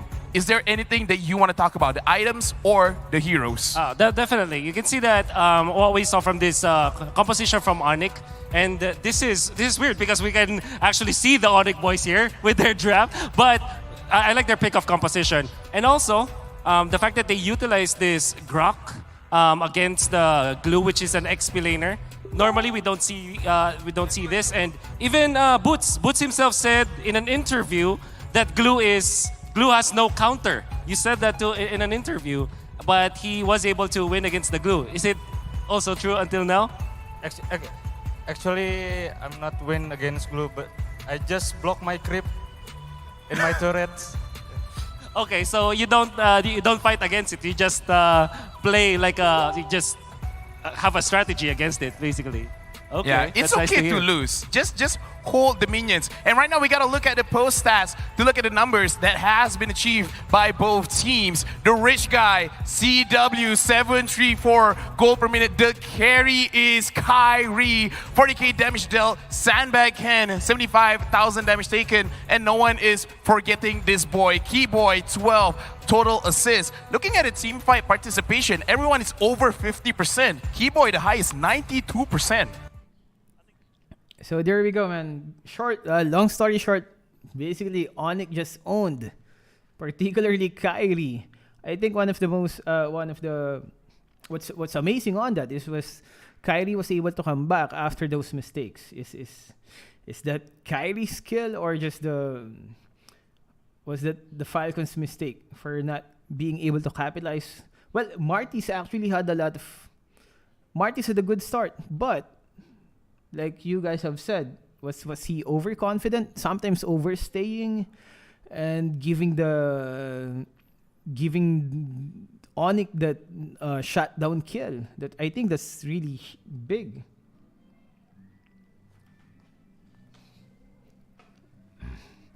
So, what's the next game?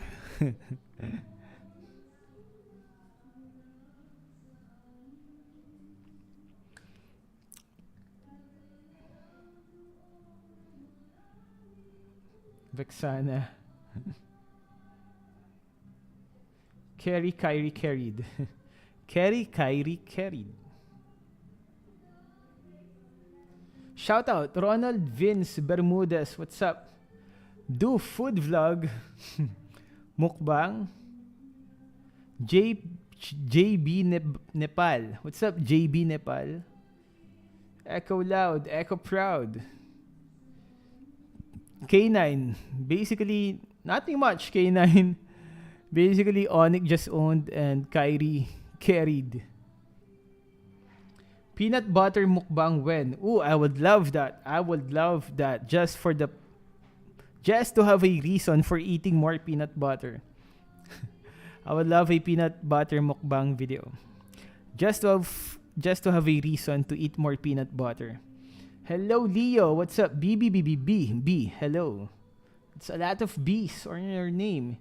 Daniel. Yo, we're doing good. Professor Shorts. What's up? do mukbang while playing. That's a bit hard. Still not the end for Falcon, guys. So for Myanmar guys out there, for Falcon fans, there's still hope. They can still make it out of the lower bracket, and remember that Falcon is one of the guys who were able to climb to the upper brackets and also took down Blacklist twice. So we can say that they are the strongest team on the lower bracket right now. Maybe, but stats-wise, from the group stage, if we're gonna base it on the stats on the group stage, Falcon was actually 4-1. Falcon had the highest score on the group stage, so they definitely have what it takes to pull out of the lower brackets. Tortang talong covered in peanut butter. No more nuts. Yo, thank you, Senzai. Yo, what's up, Joshua Palogoro? Respect from Indonesia. Joshua Palogoro. Joshua. Peanut butter chicken. Ooh, anything with peanut butter on it, right? That will work. No more nuts jokes? Not yet. I have not yet eaten my nuts. Again, that sounded wrong, but I actually have nuts waiting. And again, that sounded wrong. I actually have nuts waiting. No, I have actual nuts here, and I will eat it later. Adobong manok. Adobong manok. Hello from Philippines. What's up, Link? I don't know. I need to compose my sentences better.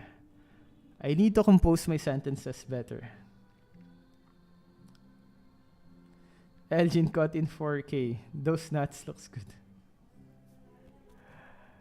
Is there peanuts? I should probably use peanuts. It's just that those were not peanuts. There were cashew nuts.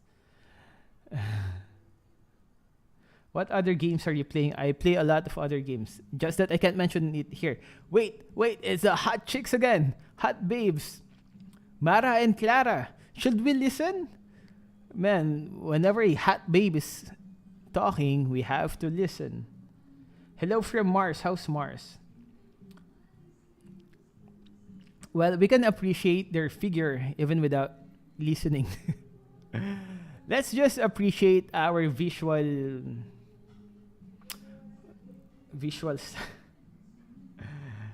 Let's listen. Okay, let's listen to the hot babes. Mr. Sandiaga Uno!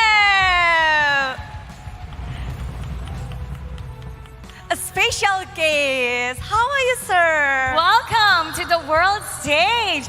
How did you enjoy the game? Salamat, Mara. Mabuhay. Mabuhay. Mabuhay. Thank you, Clara, for having it. It was amazing game, and congratulations for Onyx Esports. Wow. And they kept on saying, di atas langit ada. Onyx. Di atas langit ada. God dang it! Stop showing the guy. Show the.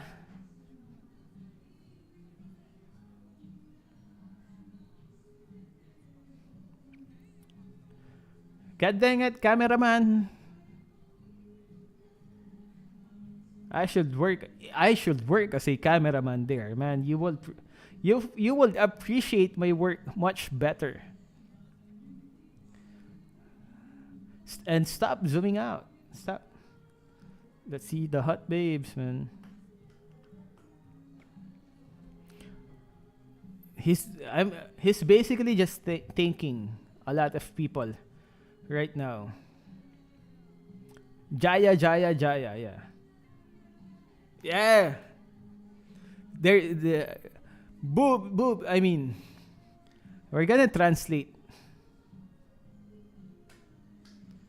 Why is this a talk? Let me see.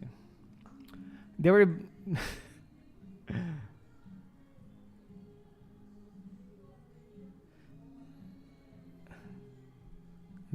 So on behalf of the Indonesian government, the Ministry of Tourism and Creative Economy would like to welcome all participants on this great occasions, and how we believe that all these collaborations between wonderful Indonesia and the M4 assets, we believe that esports industry, in particular the Mobile Legend brand, is going to foster a much more optimistic. Okay, translation. Basically, the M4 has a chance to promote more tourism for India, Indonesia, which is good. So M4 tournaments being held in Indonesia can promote the tourism more on Indonesia.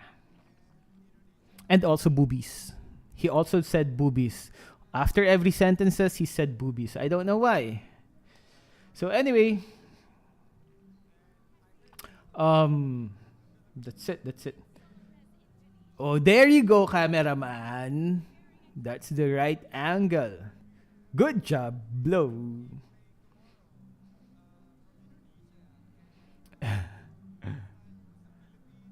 Another man. A fellow man of culture.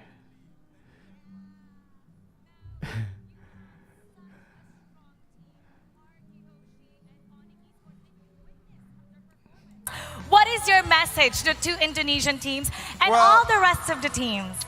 Be a good host, humble, stay humble, and be a good host. Show the greatness in our hospitality. Show wonderful Indonesia that we are going to be able to host a great tournament and show the world that we have great athletes, a wonderful team, and hopefully you guys will have a wonderful time in Indonesia. And everything has been great so far. Thank you so Thank much. you. Thank you. Clara. Thank you, Clara. Terima kasih Thank banyak. you, Mr. Terima kasih. Thank you, and salamat po. Salamat. Indonesia has been very beautiful. Everyone here has been amazing. Very accommodating. So thank you so much. That's our cool minister here. Now you guys witness the first match of the day. Up next, we have Team Hawk and Echo Philippines coming your way. Don't go anywhere. Mobile Legends Bang Bang M4 World Championship. We'll be right back. And there we go. Goodbye, hot babes. Bye. Oh, here's the next match. Echo versus THQ.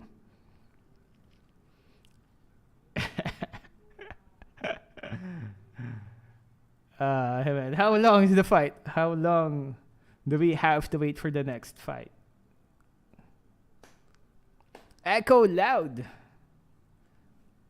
So who will be your bet? Is it gonna be Echo from PH or THQ?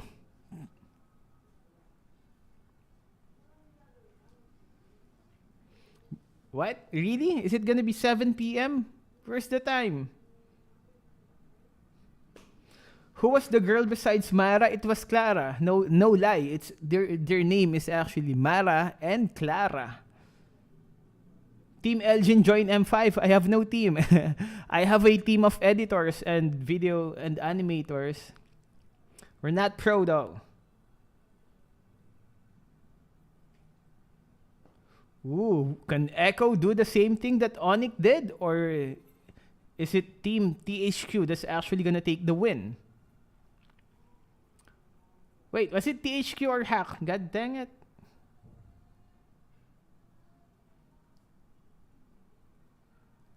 How long are we gonna wait for the next match? Show us. Oh, snap! Cherkun! Cherkun, it has been ages. We've missed you. Secret Lab. 71 minutes and 54 seconds. God dang it.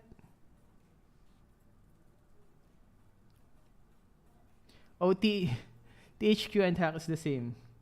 Welcome to the Peanut Butter Club. What's up? Member Anod.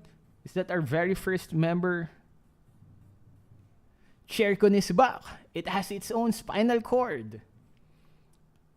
With magnets. This chair has magnets.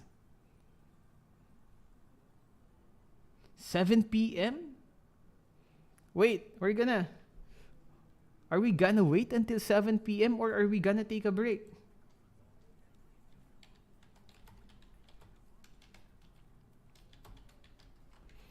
Are we gonna wait for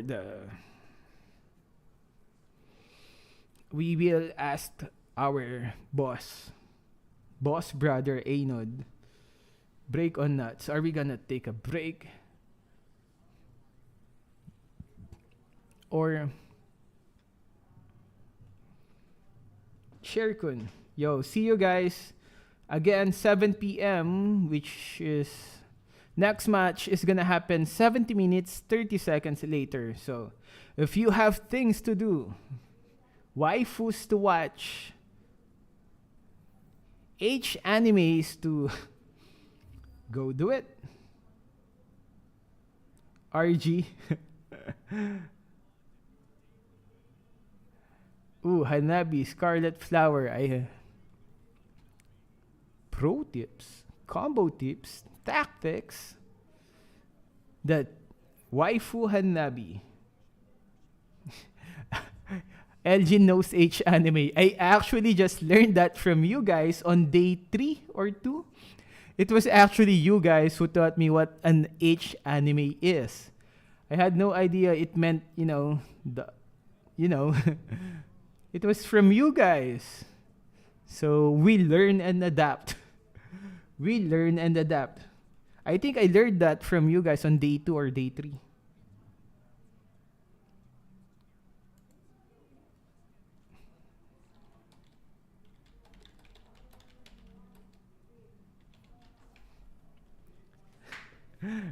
Yeah, 100%. It came from you guys. I was like, H anime, what's that? H anime. So anyways, guys, looks like we're gonna take a break. Because 69 minutes. Oh, 69 minutes. 69 minutes is too long. So we're gonna have to take a break. We're gonna be back at around 7 p.m. We're gonna live stream the next fight, which is Echo versus THQ. Nice. So see you guys later, okay? Because there's nothing much we can do for that time. And but learn more H stuff. So see you guys. We're gonna take a break. Yeah, around 1 hour, 68 minutes. Yeah, yo, see you next time to special. Okay, bye guys. Ooh, a bot. Looks like we found a girl for you. Oh, snap. So see you guys. I'm gonna go click that link first because it says they found a girl for me. So I'm gonna check out that link first. So see you guys later. Bye.